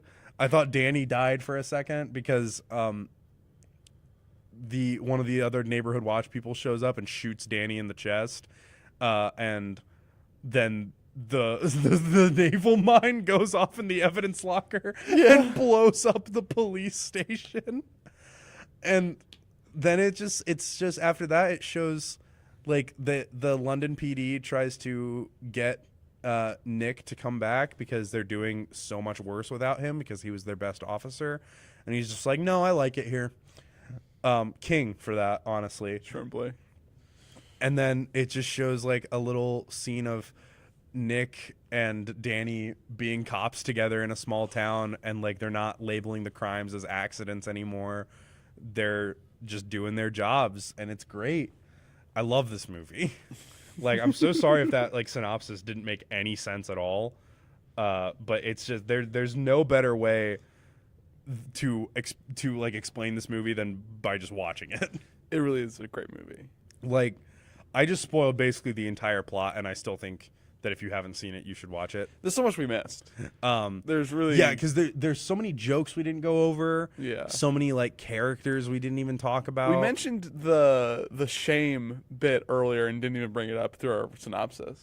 Where he's suiting up. Oh yeah, there's a meme of Nick Frost's character Danny in this film loading a shotgun and saying shame, and that meme is from this movie. Yeah. It's a shot ripped from this movie during their siege on the supermarket. Yeah, it's like a little stood up scene with all the cops, and then Yeah, they're like all outside the supermarket or whatever, and it's great. Watch this movie. Please watch Hot Fuzz. It's so good. aren't you glad I made you watch the Cornetto Trilogy? I'm so glad you made me watch this. I would say like a Hot Fuzz is probably the best of the three. Yeah. Like just on like an objective rating, I would say Hot Fuzz is the best of the three. Do you have any other thoughts on Hot Fuzz? Anything you want to share that we didn't touch on? So a very funny thing, I watched Hot Fuzz with it was on Valentine's, but I was having more of a Valentine's hangout with a few people. And when I first suggested that we should watch Hot Fuzz, because it was like a few days after I'd suggested we should do it for this. Yeah, we decided to do this like a few last weeks ago. Friday. Yeah, something like that. It was before Valentine's, so it was quite a bit Oh ago yeah, now. it would have been like Friday 2 weeks ago. Yeah, something like that.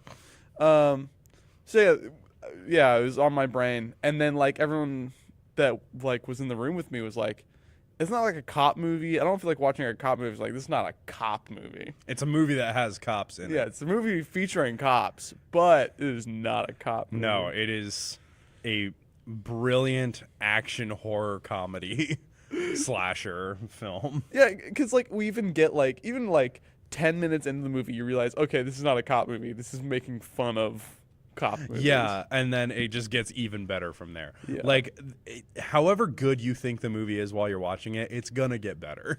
Yeah. And I love it for that. Like, it's Edgar Wright, my beloved. He's just so good. He's so good at directing. He should get to direct more things. But I'm glad that he just directs the things that he wants to, pretty much. Yeah. Because, you know, like, these movies were all made like years apart from each other. Like three. Yeah. This was, I think Hot Fuzz was like 2008 and then 2007. And then The World's End was 2013, 6 years later. Yeah. So like so these movies were like 3 to 6 years apart each. And I think that they're a lot better for that they're not trying to like pump out like an actual series of movies. I think it gives them a lot more time to like work and refine on things. And I love that, and I think that's why these movies are so good. I loved Hot Fuzz. Like I had obviously heard about Hot Fuzz, and I had seen clips from Hot Fuzz, but I'd never watched it myself, and I just watched it last night, and like, God, my eyes were glued to that screen. Like, a movie has not captivated me so much in a long time. It's such a good movie. It's wonderful, and I could not possibly recommend it more.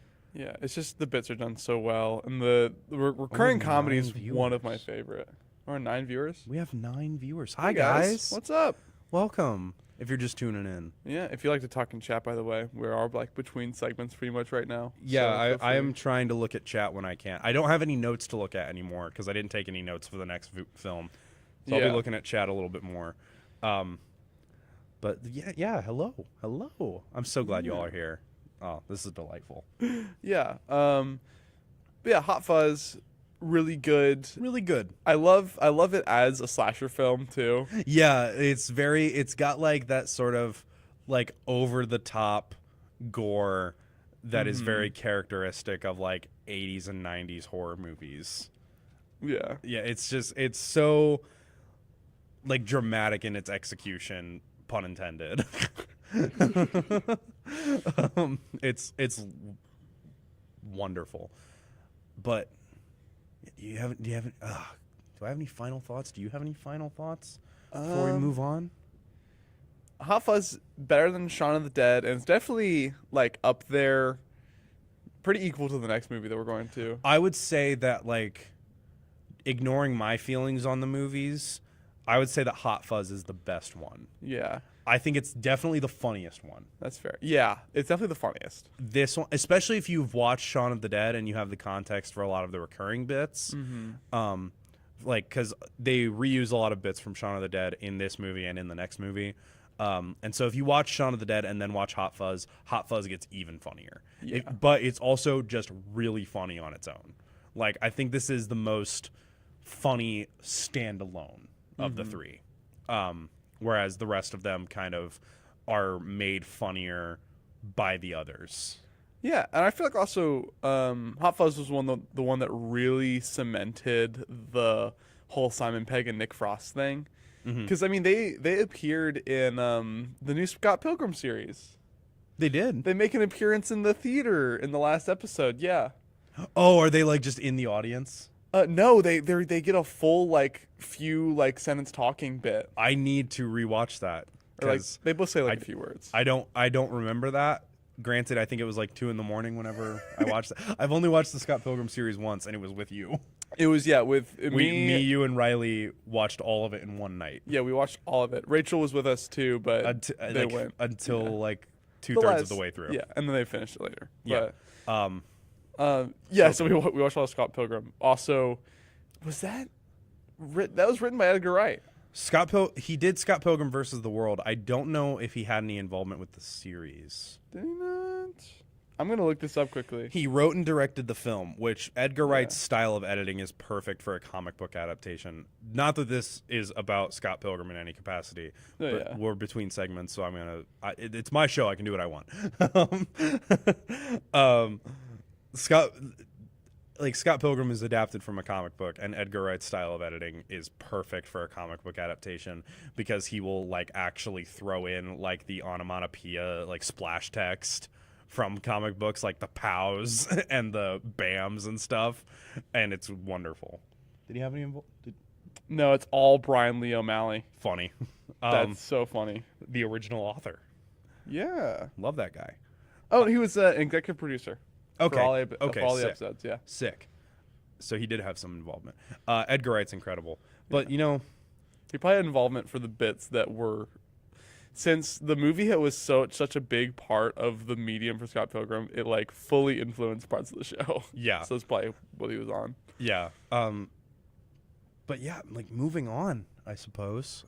Yeah. To the third and final film in the Cornetto Trilogy. The World's End. The World's End. This is my favorite of the three. I don't know if that's a controversial opinion or not, because I don't really hear people talk about this one. This is the one, it's because of the time difference that it was such a different thing, because he was working on Scott Pilgrim. Yeah, he had another movie. Because he was supposed to finish working on the Cornetto Trilogy, and then he had to start working on Scott Pilgrim, which released in 2011? 2010. 2010. Yeah, so that if you want to fill out your timeline of how these movies came out, it's 04, 07, and then 2010 Scott Pilgrim, and then 2013.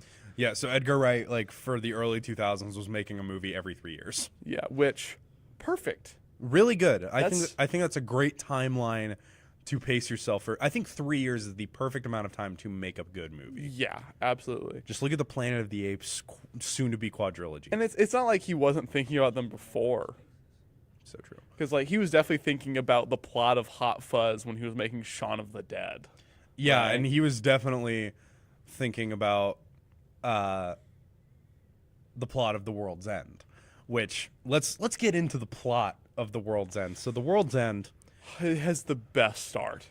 It starts off with a little montage with some narration by Simon Pegg of him talking about his days in high school with his little gang of boys, himself, Gary King, who is played by Simon Pegg, Andy, played by Nick Frost, Pete, played by some guy who I don't know, Pete, I had the list up a second ago, Steven, played by another guy I don't know, and Ollie. Oliver, played by Bilbo Baggins, played by Martin Freeman, who is honest. Martin Freeman has also been in all 3 of these movies. Yes, yeah, he's the commandant in Hot Fuzz, and then he's also he's the Shaun equivalent in Shaun of the Dead. Yeah, he is in the other group of survivors that we interact with briefly, Martin Freeman is the Sean in that group. So he appears in all of these movies, but in this film, he's a main character, which is great because Martin Freeman is a wonderful actor.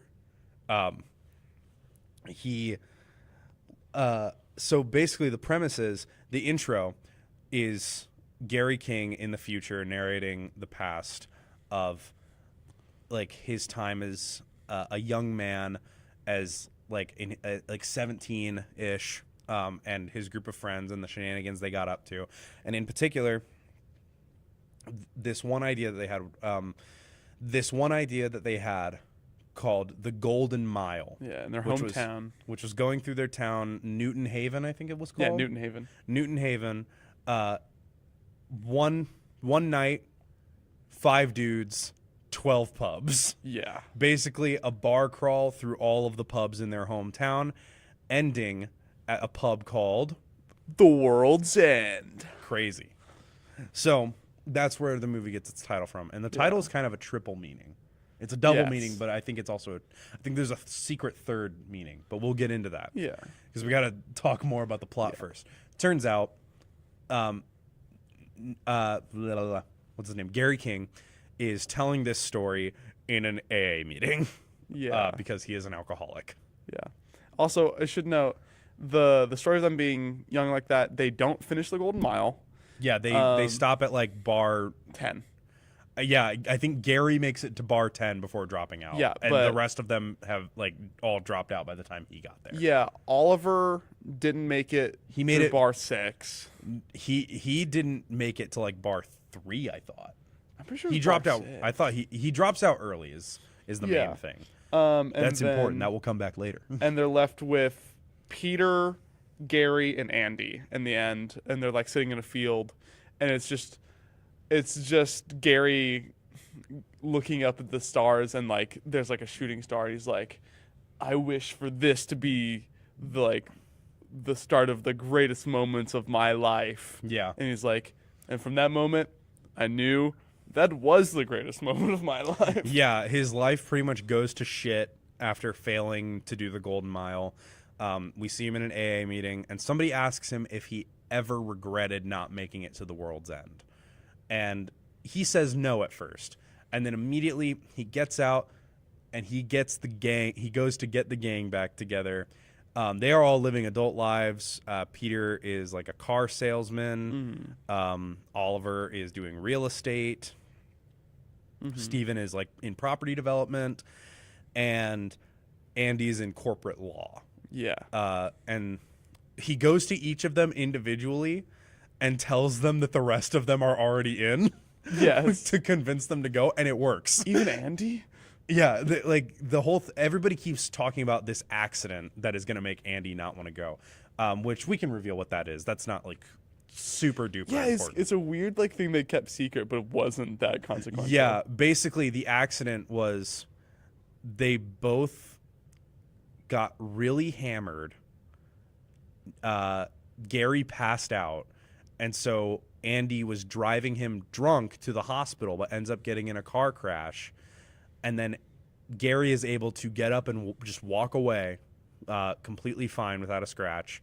And so he leaves, and then Andy has to get surgery to save his life, and then gets booked on drunk driving. Yeah. And so this is like a pivotal moment because it's like, this is why Andy and Gary are no longer friends as adults, because Andy feels betrayed by him. And Andy's sober. Andy is also sober now. Stone cold sober. Stone cold Steve Austin sober. Yeah. Is he sober? No. Oh, okay. The whole nobody in WWE is sober. Real. So he gets the gang back together. Also, I want to say I love Gary's costume in this movie. He's shown wearing like this all black fit with like a leather trench coat, and it's so dumb and cringy because it's what he was dressed as in like the high school flashbacks. Yeah. But Simon Pegg just like he kind of just pulls it off. Like he's just got like this like charisma. He's as got the this skinny character. rock star body. Yeah, he does. He's got he's just got this like weird kind of charisma about him that makes it really work. This is the sort of character foil to Hot Fuzz, where this time Simon Pegg is playing a total loser and Nick Frost is playing like the straight-laced everything's in order guy. Yeah. So he manages to get the gang back together. They pile into the car that Gary used to drive, dubbed the Beast, that Peter sold him in high school. Yeah. And Peter's name is still attached to the registration. Which and not only that, but Gary has consistently kept up with changing the address to match. Yeah. Just instead of re-registering it to him. And so they get pulled over on their way into town, and Gary tells them that his name is Peter, tells the cop that his name is Peter, and everything just goes fine because, yeah, that's how it works. Yeah, left his wallet at the gym. Yeah. Look me up on the registry. My name's Peter. Yeah, it's so funny. And like nobody in the car does anything about it because they're all just like, what is this guy? What is Gary? What are you doing? What the heck? But they don't try to stop him. And then it just works out totally fine. Which also, like, I get, like, they have, like, the point system in the UK for, like, your driving. So if you get any kind of citation, your points will rack up a little bit. Mm-hmm. So, like, they mentioned that. But also, the reason... all of the citations go to Peter instead of Gary. The reason why Gary does this is not expanded on at all. And it makes me just think that Peter lives it makes me think Gary lives entirely off the grid. Yeah, I think like they expand on a lot of Gary's behaviors in this movie. And that is not one of them. Yeah. Like, it's just this one scene where it's just like, oh, yeah, I've just kept the registration under your name and have changed the address to fit with your address instead of just re-registering it to me. Yeah. And it's just like, that's just a thing that he does. It's so much more work than getting the car registered to you. Exactly. So they get into town and they start the pub crawl. The first pub that they go to has been, like, taken over by a chain, so it's not as cool. Yeah. And... this is where Gary finds out that Andy is sober. They all order a pint of beer, and Andy orders a tap water. Yeah. Excuse me. It's also very apparent from the moment that this happens of why Andy isn't drinking, but Gary makes it such like an unbelievable thing that someone can stop drinking because he can't stop drinking. Yeah. There's a lot of subtle hints.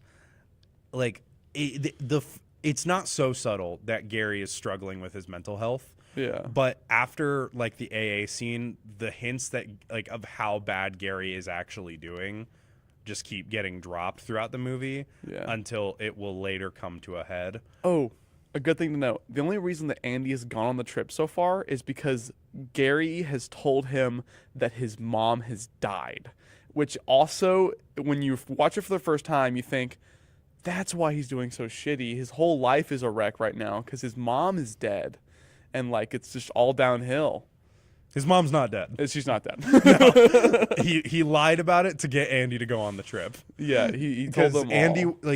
like the lie that he told everybody else was that everybody was already in on it. Yeah. And that was enough for everybody but Andy. And so then he said that his mom was dead. Which leads me to believe that if any of the others had refused, he was going to pull the same card with them. Yeah. Which also is funny because from their standpoints, you know, it is truthfully whatever. It's like, oh my God, this guy from my high school days just hit me up and to go to do this ball. Yeah, because none of them have really been like connected with each other all these years afterwards. Like loosely, but this is the like first Facebook friends. This is like the first time they're all seeing each other in person again. Yeah, and the essential of it is like, oh, you know, I'll go for a weekend. We'll have a fun time. Stay at a hotel. We won't do the 12 pubs. Like that's unrealistic. Like we're all like we're all like in our 30s, pushing 40s. Yeah. There's no way we're gonna finish this pub crawl. And you know some of them don't. Hey, we'll so get to that. They keep doing the pub crawl. They like reminisce a little bit, but it's clear that everybody's getting a little annoyed with Andy. Not Andy. Gary. Gary. I keep forgetting. Gary King, Yeah. the King. The king. That's what they called him in high school. And so at some point, they meet like Peter's sister Sam, who, during the first attempt at the pub crawl, whenever they were teenagers, Gary had sex with in the disabled restroom. Yeah. And so he tries to do that again, and that obviously doesn't work out. And he gets the shit slapped out of him, and then they leave. And then at the next pub, Is that the one that's closed, or that's the one that doesn't sell alcohol anymore? I don't remember. One of them doesn't. I'll just say this: one of them doesn't sell alcohol, and to Gary's ultimate response, to them not selling alcohol, he's like, "I have to get a drink." Or no, they don't. It's not that they don't sell alcohol; they've been blacklisted. And Oh yeah, Gary was blacklisted. Gary has been banned from one of the bars for the shenanigans that went on whenever they tried the crawl for the first time. Yeah. And so how do they fix that situation? Gary's the only one that does this, but he goes to the outside area, like outside seating, and there's a few pints that are like half drinking, and he goes and drinks them. Gross. Don't drink from other people's cups, Yeah. please. You'd be surprised what people will do for a drink sometimes. Especially an alcoholic. Yes.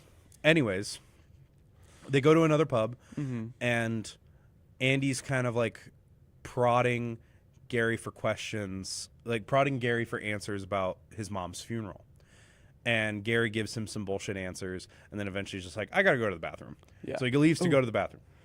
We should mention Yes. there are a few times so far where things seem strange in the town, where they're not recognized by some of the classic bartenders around, some people that haven't left the town, and there's notably one with Peter, his old bully from high school, like looks dead through him when he sees him and doesn't recognize him.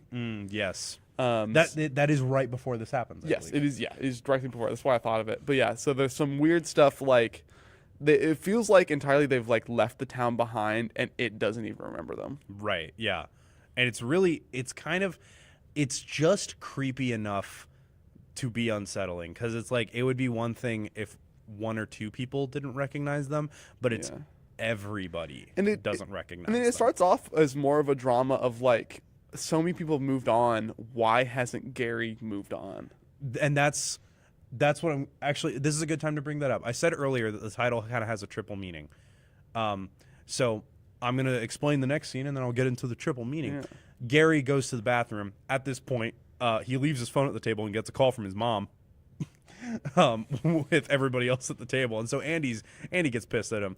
But while Gary is in the toilet, he is talking to this guy that's in there and just like telling him about some teenager that's in there and telling him about the old days and stuff. And the kid just is not responding to him. And he grabs him by the shoulder and is like, hey, listen to me. And the guy's like, you don't want to do that. And they end up getting into a physical altercation where the guy is way stronger than he should be. And then Gary ends up hitting him in the head so hard that his head comes off. Yes. Like pushes him into one of the urinals or something, and his Yeah. head comes off. And he's bleeding blue. Yeah, he's bleeding blue blood, and he's also a robot. Yeah. So this is, again, the twist.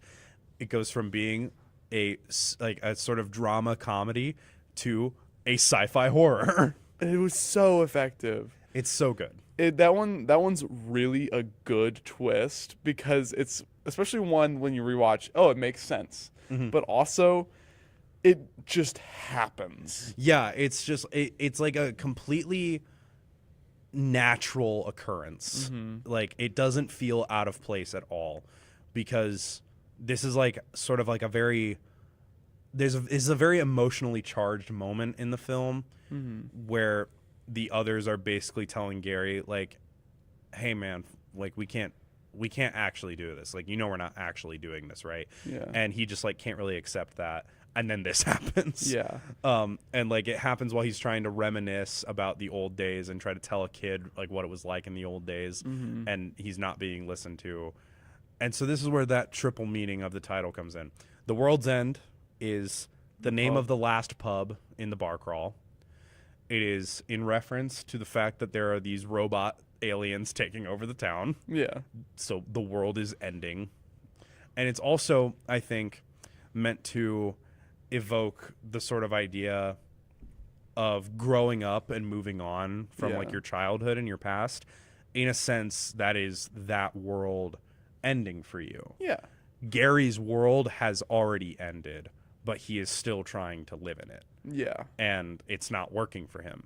So his world is basically crumbling around him, and he is desperately trying to get the pieces to fit together, but it's just not working, which is why he did the pub crawl in his adult life, because he thinks that if he gets everybody back together to do this pub crawl, he will have that happiness he had as a teenager again. Yeah, he's trying to relive the one moment sitting on the hill thinking this is the best moment of my life. Yeah, which is horribly sad. But anyway, the others go into the bathroom to confront him about him getting a phone call from his mom whenever he said his mom was dead. And Andy's really pissed at him, and Gary's just like, "There's a dude with his head off. This guy's a robot. What the hell are you talking about? We have way more important things to worry about." They ignore here." for like 3 minutes. Yeah, it's so funny. And then the guy, like the robot dude with the decapitated robot, gets up and I think puts the head back on. And then a bunch of the other patrons from the bar come into the bathroom, and there's this really good fight scene. The fight choreography in all of these movies is great, especially in The World's End. And it's even better in The World's End because of how the fights are shot. Mm-hmm. There is so little cutting in the fight scenes.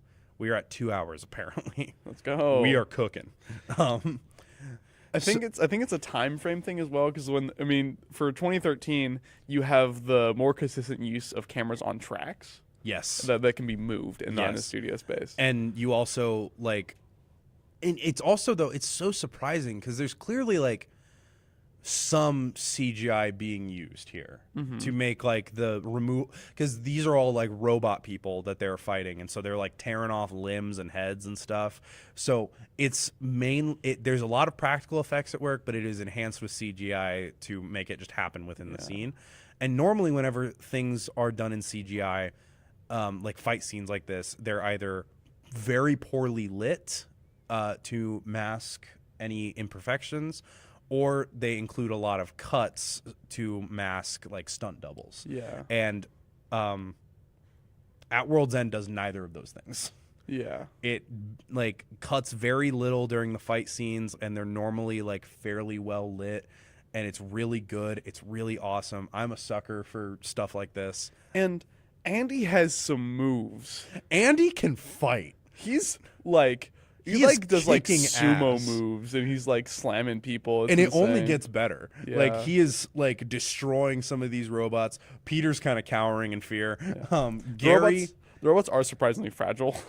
yeah, they can get taken apart by you can punch. explode their head with a punch. Yeah. Which is funny.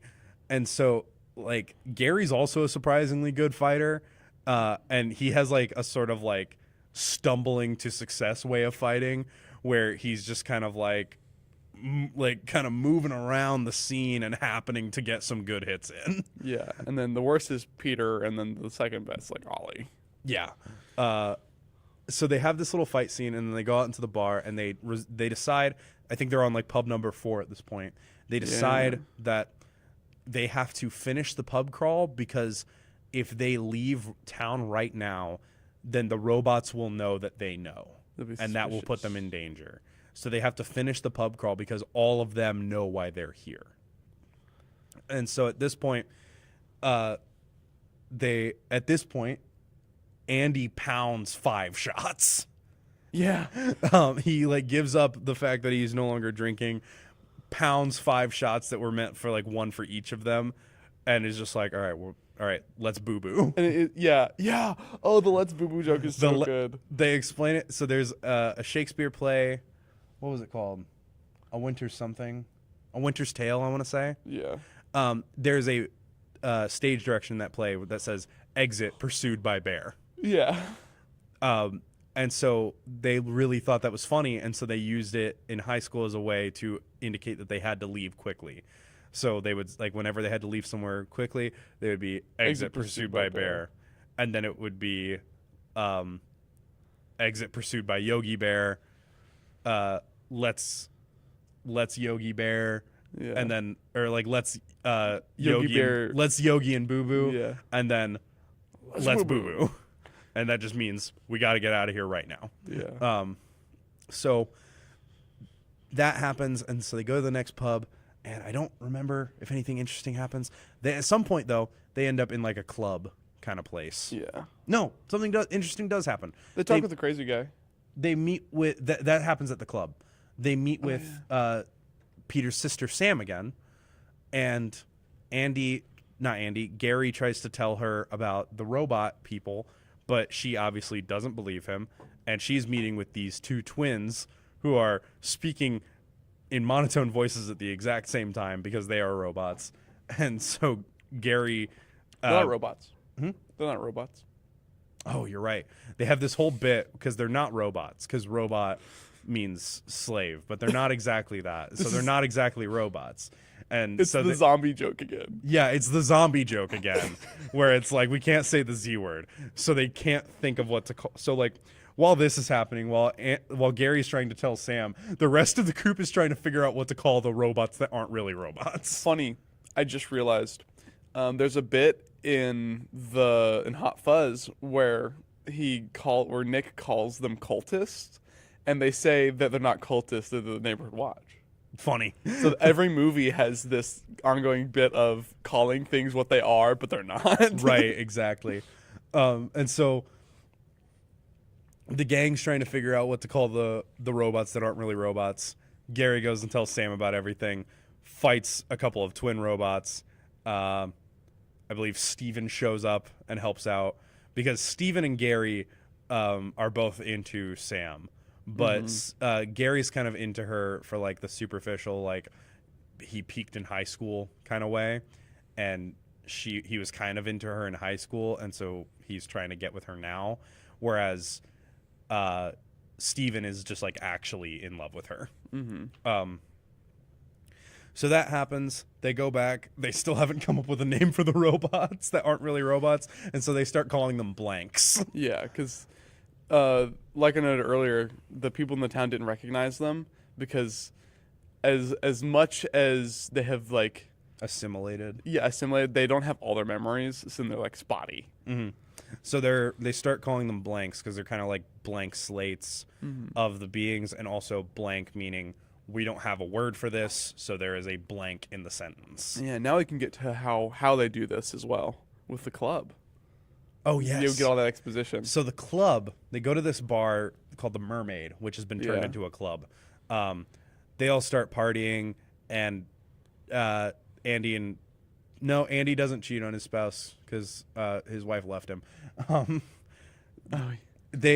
Andy, Gary, and Peter does cheat on his spouse, on his wife in this scene. Yeah. They encounter these three women that they knew in high school, a blonde, a redhead, and another blonde, a trio which they called the Marmalade Sandwich.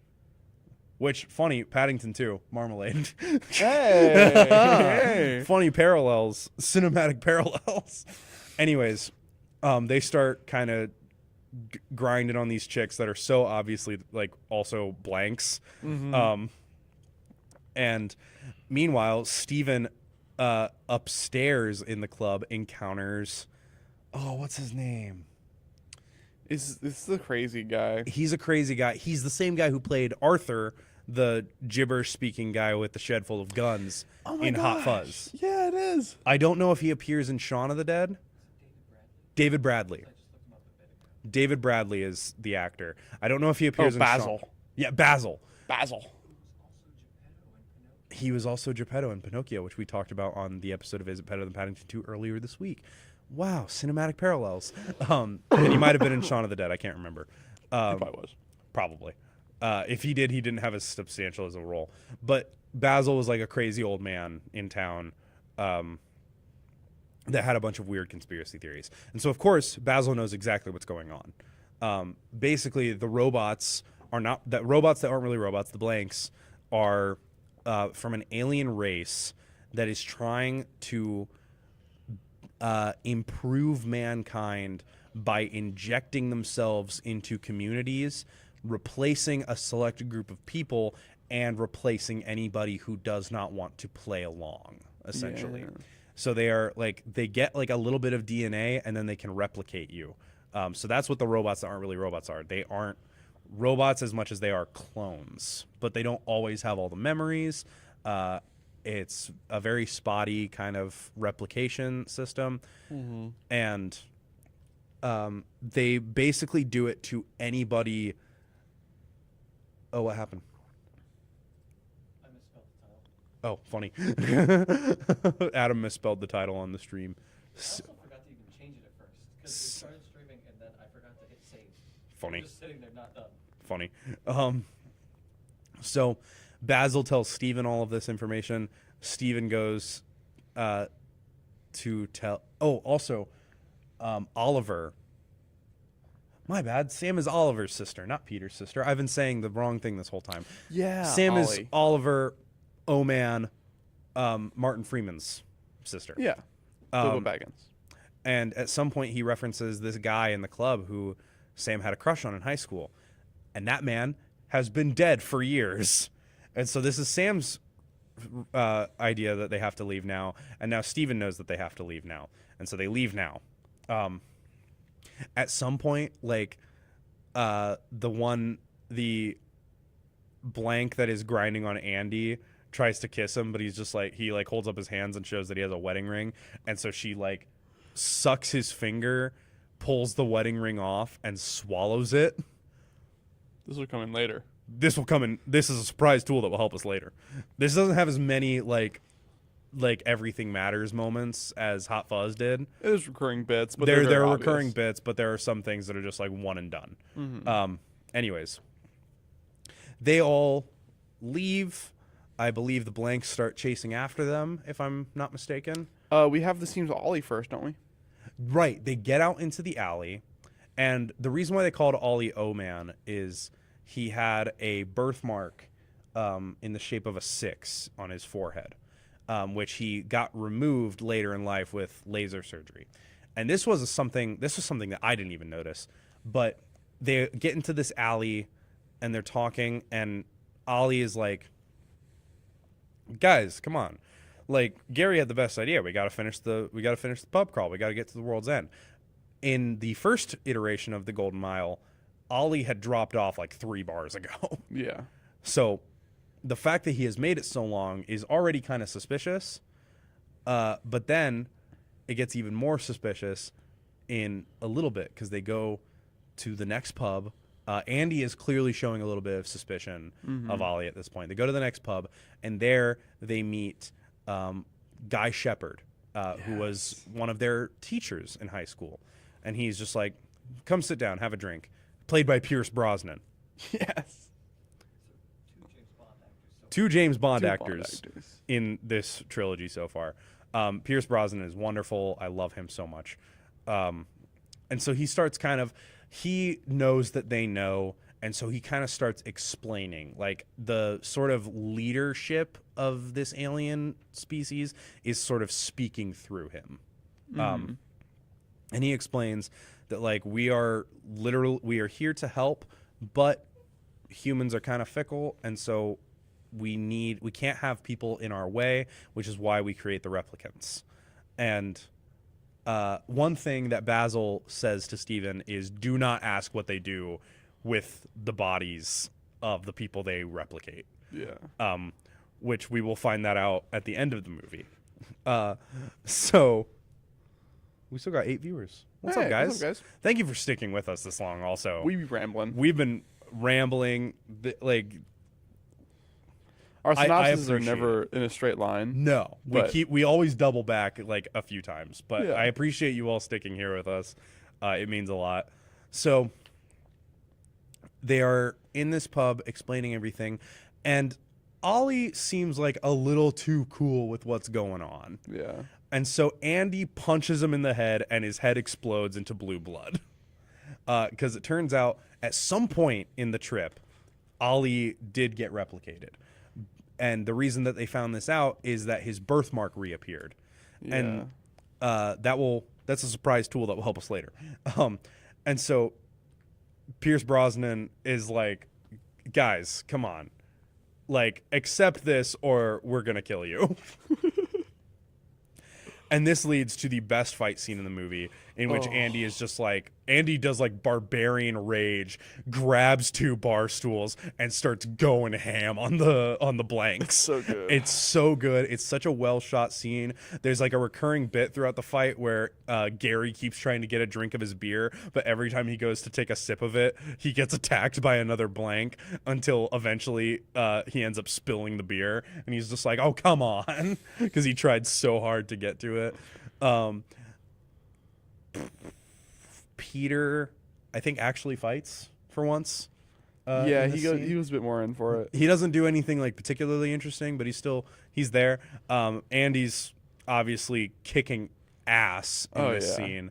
Martin Freeman is now a blank, so he is fighting on the other side. At some point, he gets his arm torn off and puts it back on, which is really fun. Speaking of good CGI, Martin Freeman Ollie as this blank continues this movie without the upper half of his head.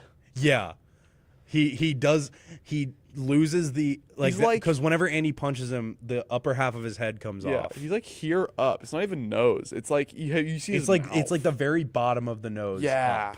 And it's such good effects. It's really good because that is such a hard effect to pull off because especially with so much movement. You fully have to mask off, hit the top of his head, as well as replace the background, and also insert the inside of the head because it's like a weird robot head, so it's like skull. Yeah, it's like a hollow, like skull pretty much, but that's blue on the inside. Yeah, it's really cool, and also the blanks have this really cool effect where whenever they're like about to attack, their eyes and mouth will glow with light. And it's terrifying. Oh, yeah, it's so good. Scary. Like, seeing it in real life, I would shit myself. I wonder if that was a base practical effect that was gone over.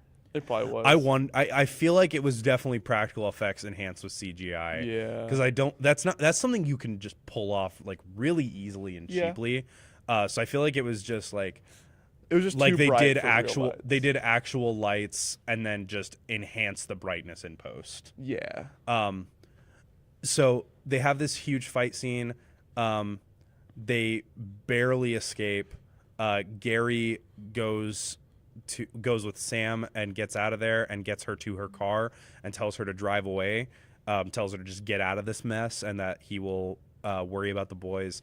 They have this really nice heart-to-heart where it's just like they acknowledge that, like, Gary acknowledges that like he's not good enough for her and that he's just trying to get with her for completely selfish reasons. Mm-hmm.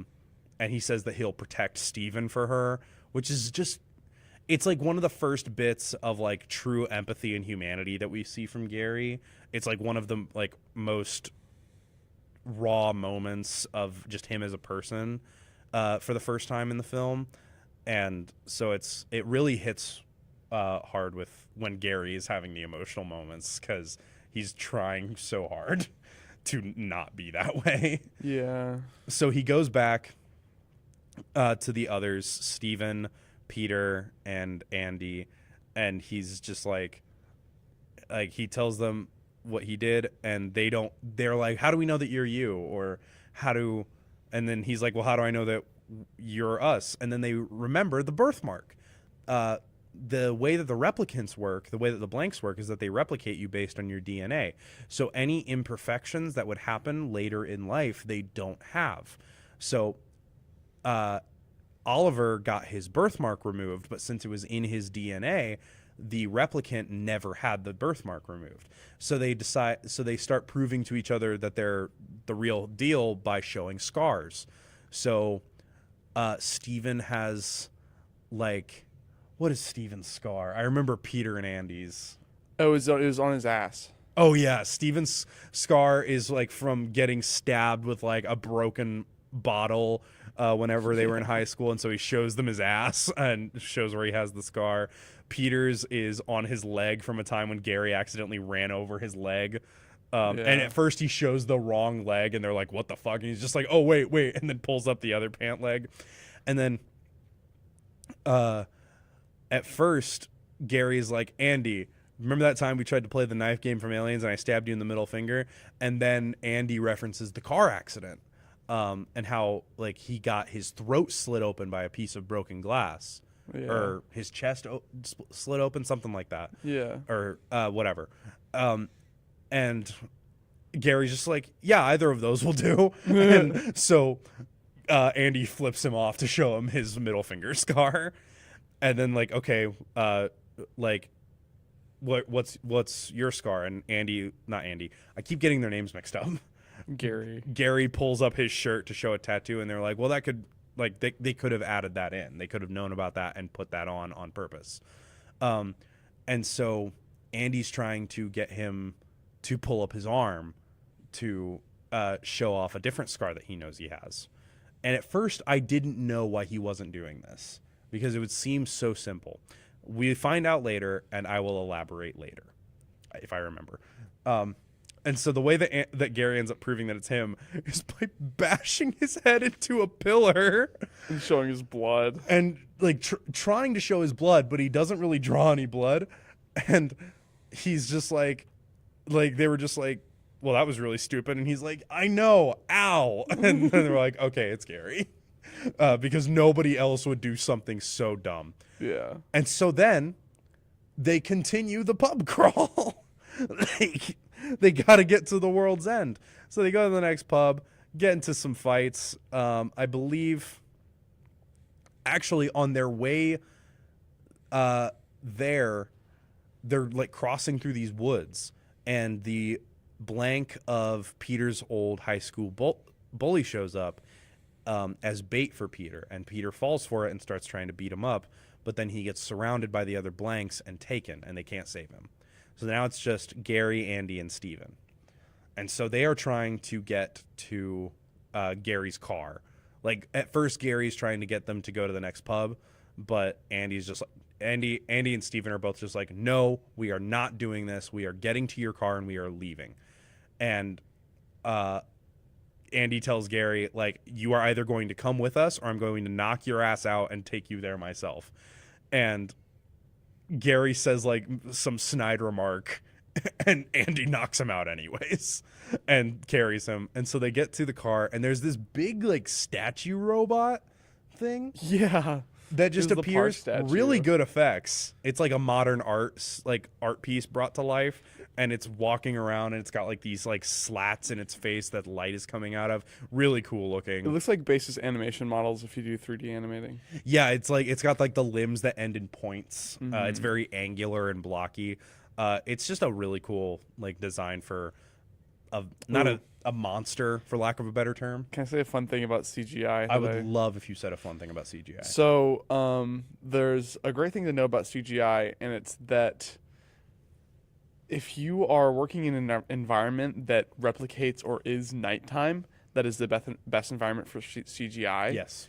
And this is most notable because in the Jurassic Park films, the reasons the dinosaurs look so realistic, even though they have animation on top of the animatronics with CGI, is because it is really easy to make things look good when it's dark and wet. So it was night and raining in that movie. Yep, and it's also night and raining in The World's End. Yes. And you'll also notice that with a lot of modern Godzilla movies. Yeah. Especially the like American Godzilla movies. A lot of the bigger fights in each of the movies will be staged at night. And raining.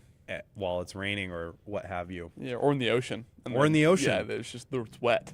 Mm-hmm. The whole point is that it is wet, and they can replicate light that way in a way that is creative and doesn't look weird. Mm-hmm. It's really cool, and you know I'm all for people taking shortcuts. Yeah. So especially for a movie that used roughly the same budget as like Jurassic Park.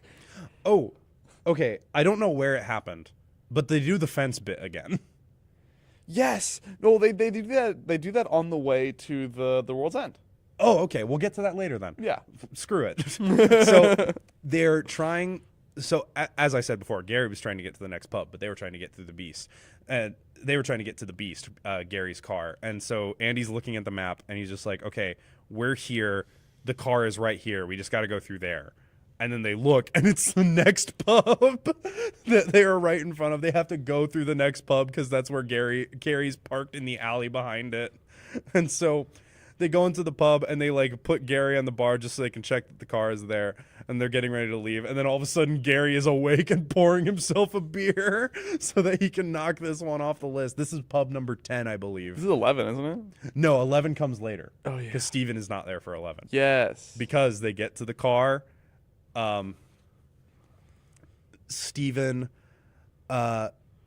like, Gary won't go with. Like, they're at pub number 10, and Andy and Gary kind of have a little heart-to-heart where it's just like, hey, man, like, I know this means a lot to you, but we have to go. And Gary's just like, yeah, 10 isn't bad. And then he grabs the list of pubs and runs. Yeah. And so Andy chases after him, tells Steven to get the car and go. And so they get to pub 11. Gary gets to pub 11. Andy follows him there. They are being pursued by blanks. And they have a little fight. Gary is trying to pour himself a drink. No, they don't have this fight yet. That fight is in the World's End. They kind of have this fight. Gary is trying to get another drink from the pub, and Andy's just like, dude, what the hell is wrong with you? And they start kind of getting into it, and then they get surrounded by blanks. And then Steven drives the car into the building, and then unfortunately also gets taken by the blanks. Yeah. And Gary runs to go to the next pub, the World's End. And this is where they do the fence bit again, where they are both mediocre at fence jumping. We had really bad, we had really good, and now we have somewhere in the middle. Yeah, they need to make it to the point, so it's really just like, we should throw the bit in just to do it. Yeah, just for fun. And so they get to the World's End, which is a very nice sort of, it's almost more like a fine dining restaurant in its looks than a pub. And there's a pint waiting on one of the tables, and Gary goes to pick it up to drink it, and Andy like shoves it out of his hand, and they get into a little fight, and it's a very emotional fight because they're talking about like they're having like a verbal argument as well as a physical fight at the same time, while Gary is just trying to pour himself a beer. Yeah. And Andy is just like, oh, Andy on his way in encounters that one blank that sucked his wedding ring off. And she says to him, I want you inside of me. And so he punches her in the through the stomach and grabs his wedding ring out of her and puts it back on. And then he goes in and they have like this verbal exchange coupled with a physical fight where essentially Andy admits that his wife has left him and that his life's not doing so hot right now.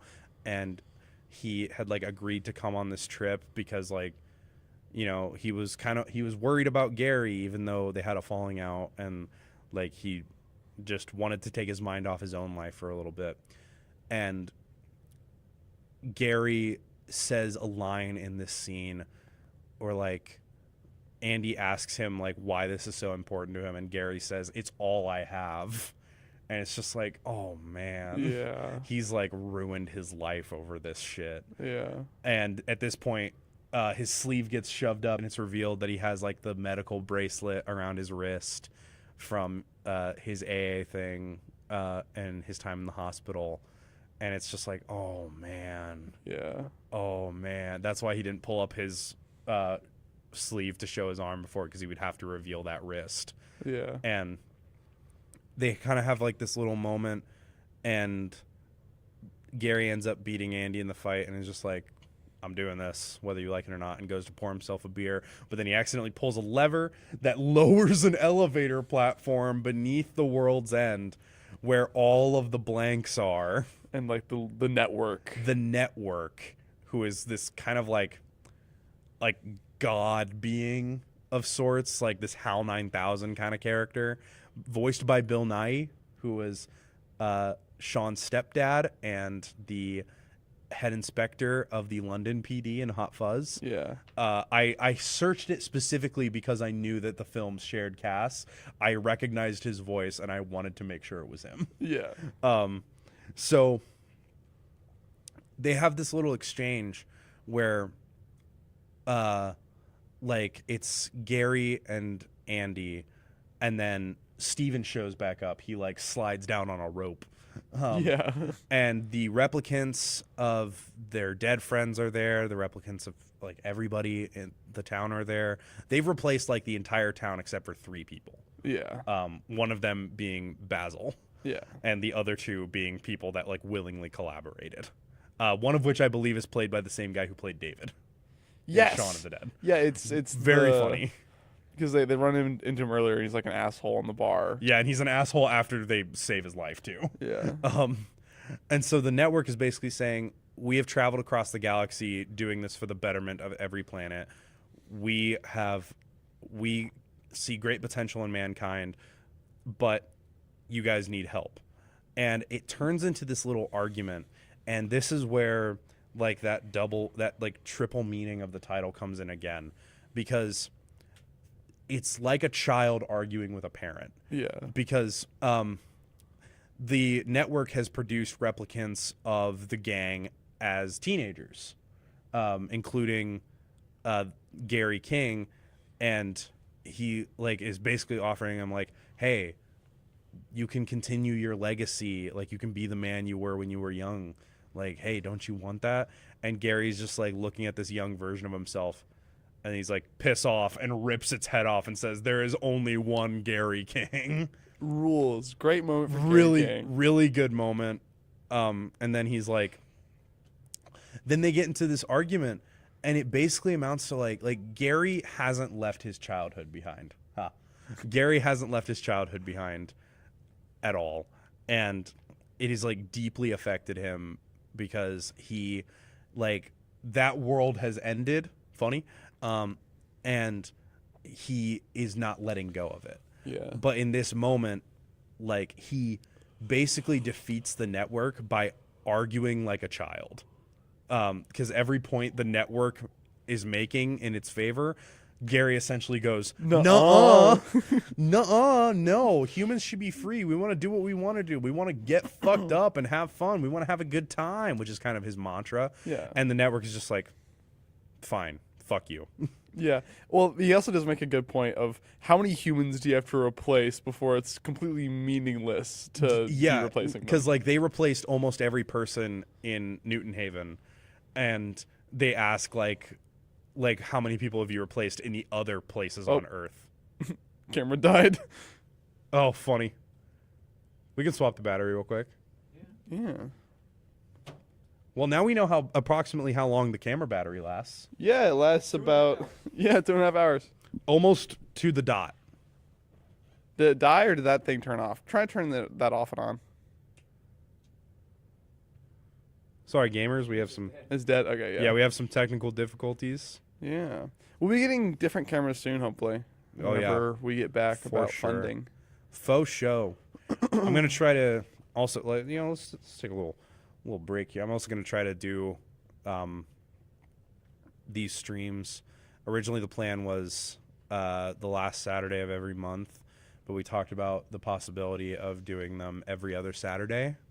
So like an episode over one movie will come out on YouTube, and then later that week we'll do a stream over multiple movies on twitch.tv/cultofmedia, where you are watching right now. What? You guys haven't been talking in chat. I'm lonely. Chat with us. We love chatting. Been on here for 2 hours and 30 minutes. Thanks for sticking around, guys. All 7 of you. I'm just checking my notifications right now. Yeah, no worries. Are on dark. We're off camera. We can do whatever we want. Yeah. I'm a social media person. It's in my job description.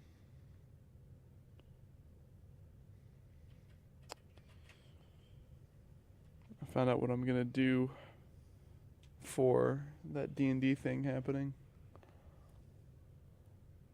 Oh, we're wide. Ah! Don't look at my jug of tea next to me. It's definitely not what I've been drinking this entire time.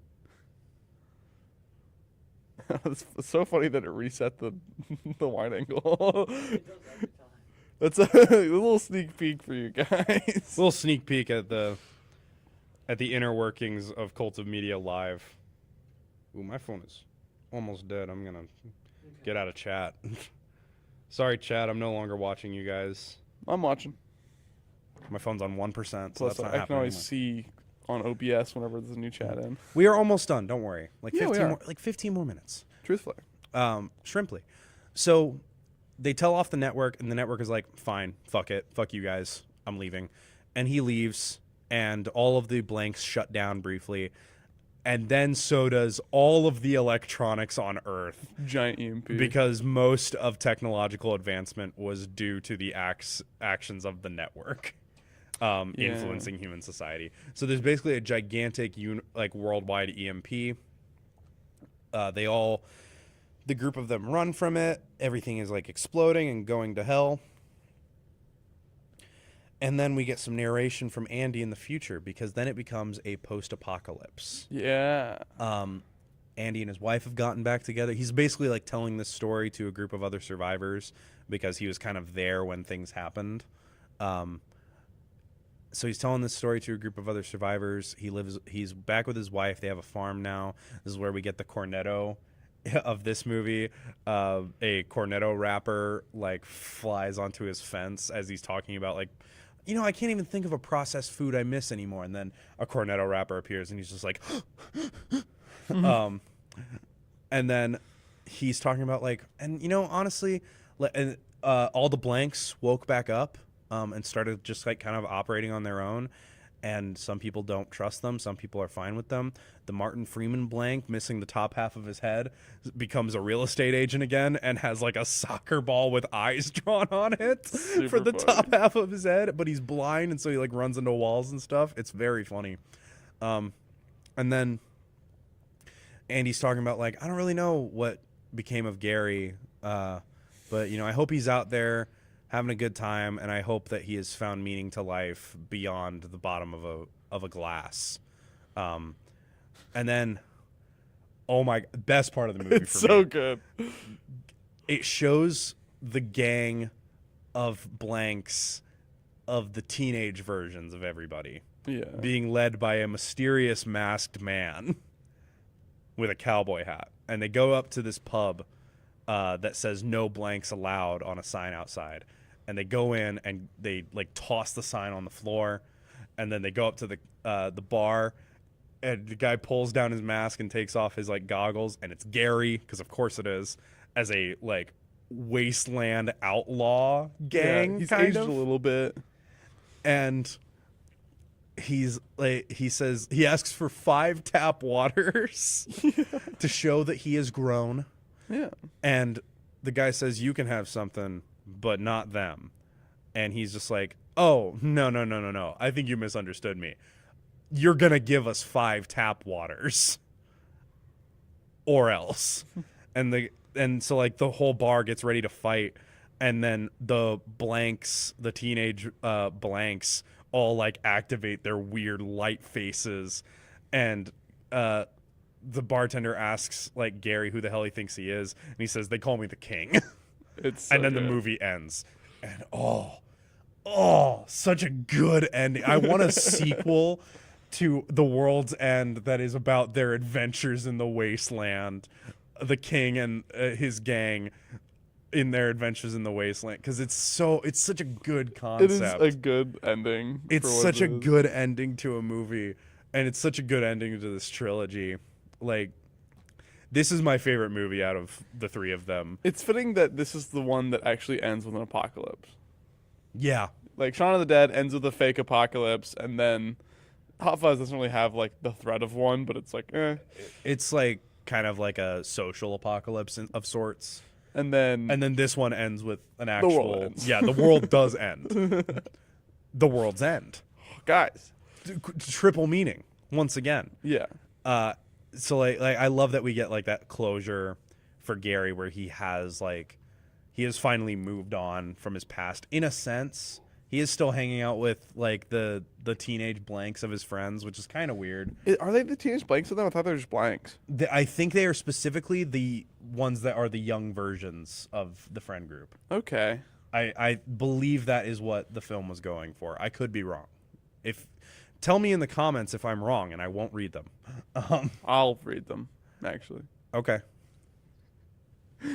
Anyway. Yeah, and I love that like we get that closure of like Gary has, in a sense, turned his life around. He's not drinking anymore, and he's kind of like found a purpose beyond that. It seems like he's fighting injustice against the blanks, which is really cool.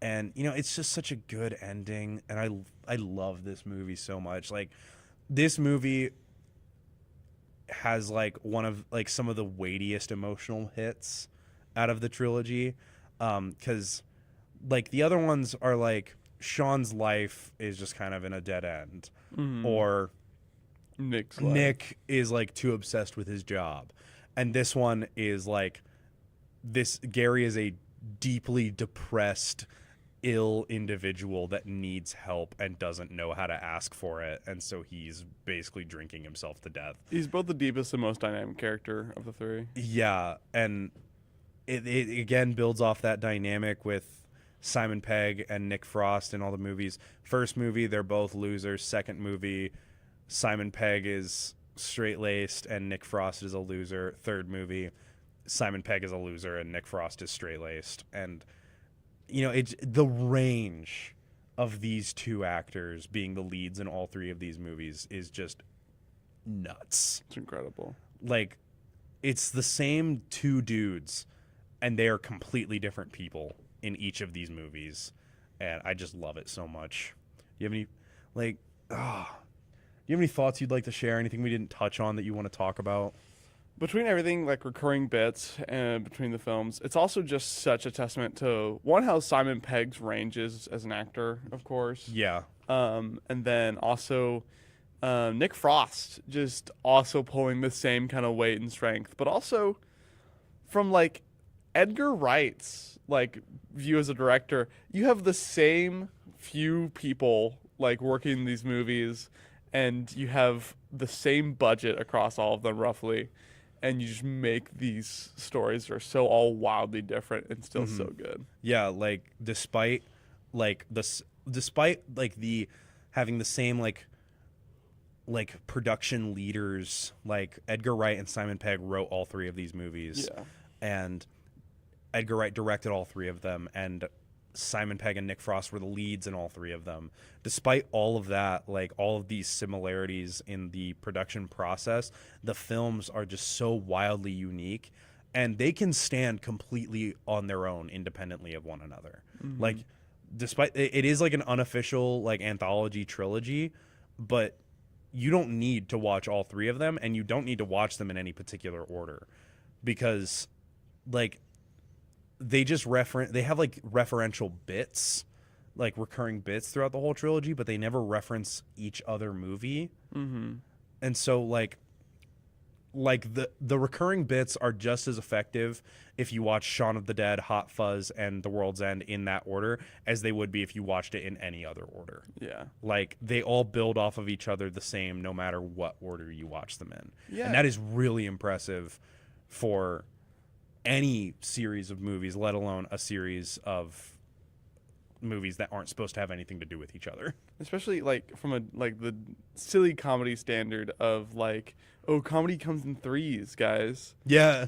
Like, this whole trilogy, it comes in threes. You have recurring bits in each movie that happened once each time, and that's your threes. Yeah.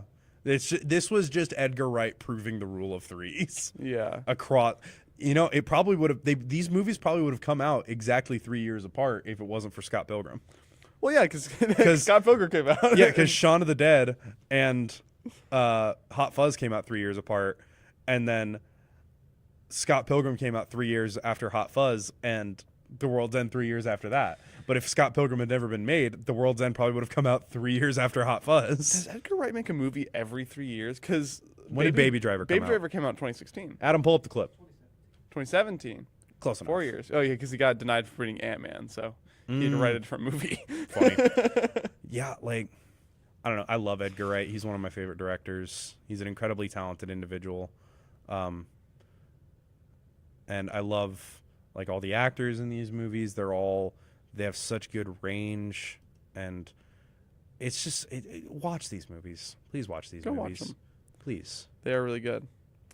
So, Ben, I think it is time we get to the main point of this show that hasn't been really mentioned until now. Correct. Are these better than Paddington 2? So we have like the 4-star general rating for Paddington 2 here. Paddington 2 average across most platforms, averages about a 4-star rating.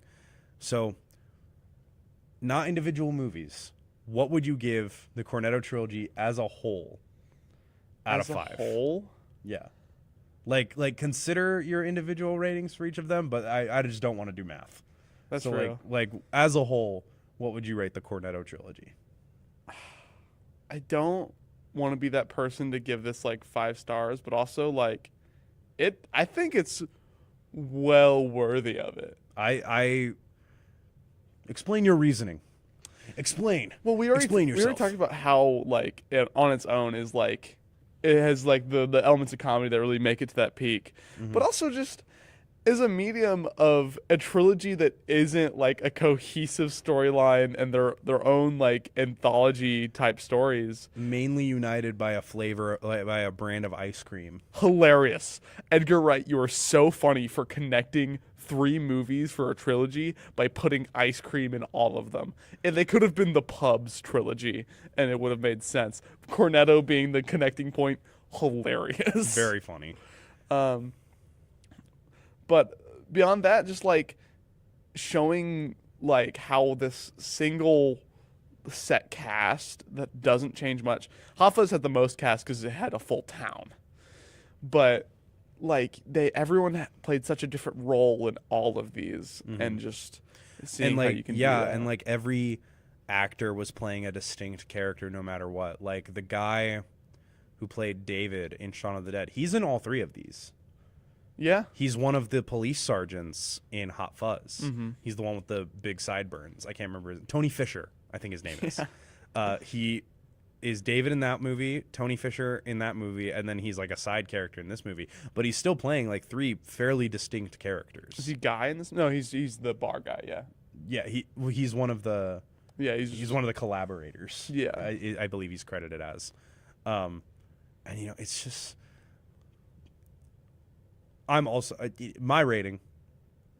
I don't want to be that guy and give it 5 stars, but also I think it really is. I think the trilogy as a whole deserves it.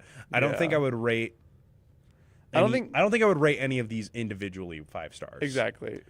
But As a single full working project, the Cornetto Trilogy is 5 stars. yeah, as like this sort of endeavor that Edgar Wright sets upon in order to create 3 movies that are utterly unique and disconnected from each other, yet still very distinctly like part of a series somehow. Like that is a incredible feat.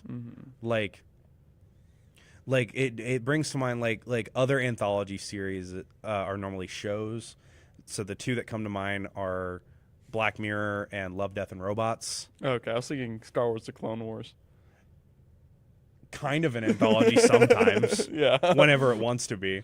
But like proper anthology series where it's Yeah. just like completely different premises every episode.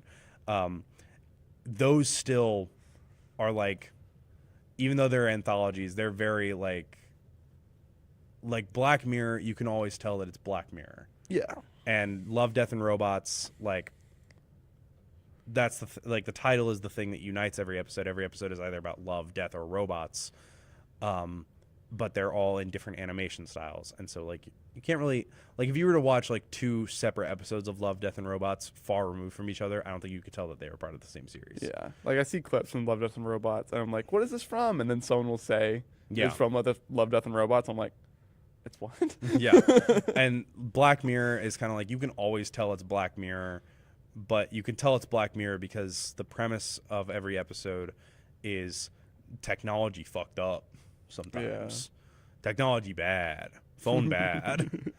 Meanwhile, these 3 films are completely different, and the only way you can tell that they're part of the same series is that they have like similar crews and teams and a just very similar style of storytelling and humor.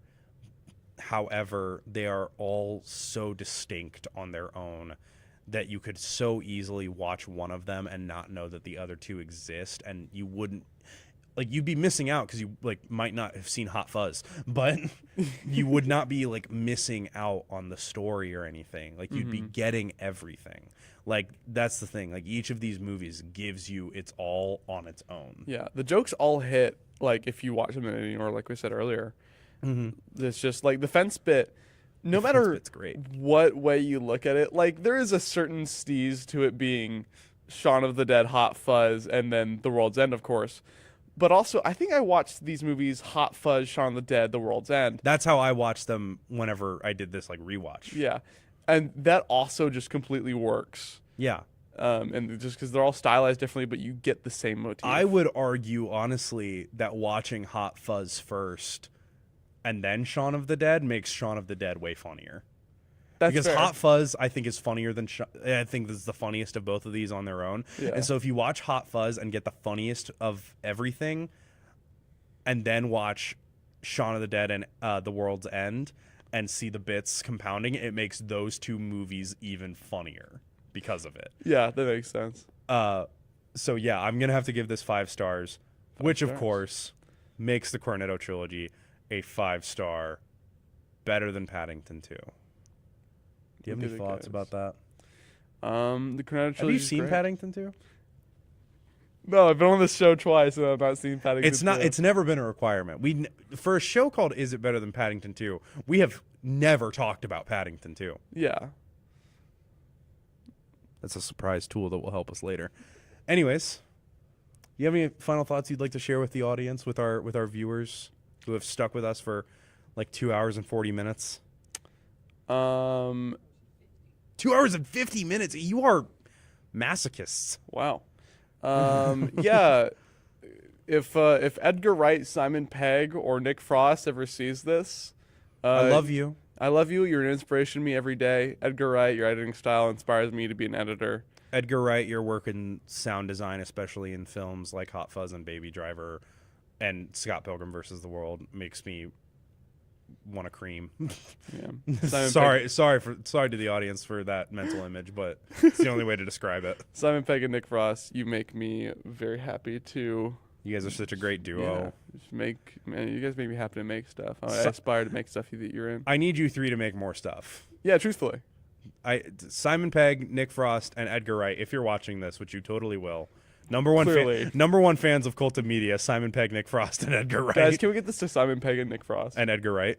I feel like Edgar Wright would sit down and watch a 3-hour compilation of 2 college students talking about the Cornetto Trilogy. Yeah, I feel like Nick Frost might too. I feel like Simon Pegg would never do it on his own. yeah. Well, maybe he would. I don't know. I don't know any of these people personally, actually. Truthfully, yeah, I don't know anything This about is a them completely on their own. parasocial conversation. I'm I love you guessing. guys. Yeah. You make good movies.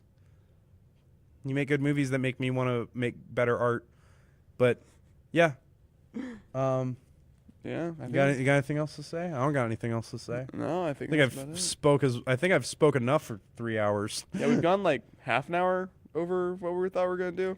Yeah, we thought. Well, I thought that we were gonna do like an hour and a half, 2 hours at most. Oh, okay. So we've gone about an hour over what I I estimated. was shooting for the stream. Even though, okay, yeah, the streamathon, we talked about 4 movies and it was shorter than this. We could have kept going if we had more time. That is true. deadline. If Adam and I were allowed to cook longer on streamathon, we would have. Yeah. Yeah, we can cook as long as we want here. No pressure. But It I think is- that's all the cooking for tonight. I it think the is, kitchen's closed. Yeah, it is like 9:30. So So yeah, thank you, all 6 or 7 of you that are still here for tuning in. yeah, For 3 hours. Holy shit. yeah. I think Jerry's gonna watch this at some point. Jerry, if you're listening to this on YouTube later, thanks. I appreciate you. I love you. Say hi to Mom. I love you, Mom. Love you, Dad. Yeah. So the Cornetto Trilogy is better than Paddington 2, so that's gonna do us for this episode. Join us like about 2 weeks from now for another live episode. The Wednesday before that, whatever day that is, we will have another pre-recorded episode on the Cult of Media YouTube channel. And until then, just remember, if we're kind and polite, the world will be right. Let's boo boo.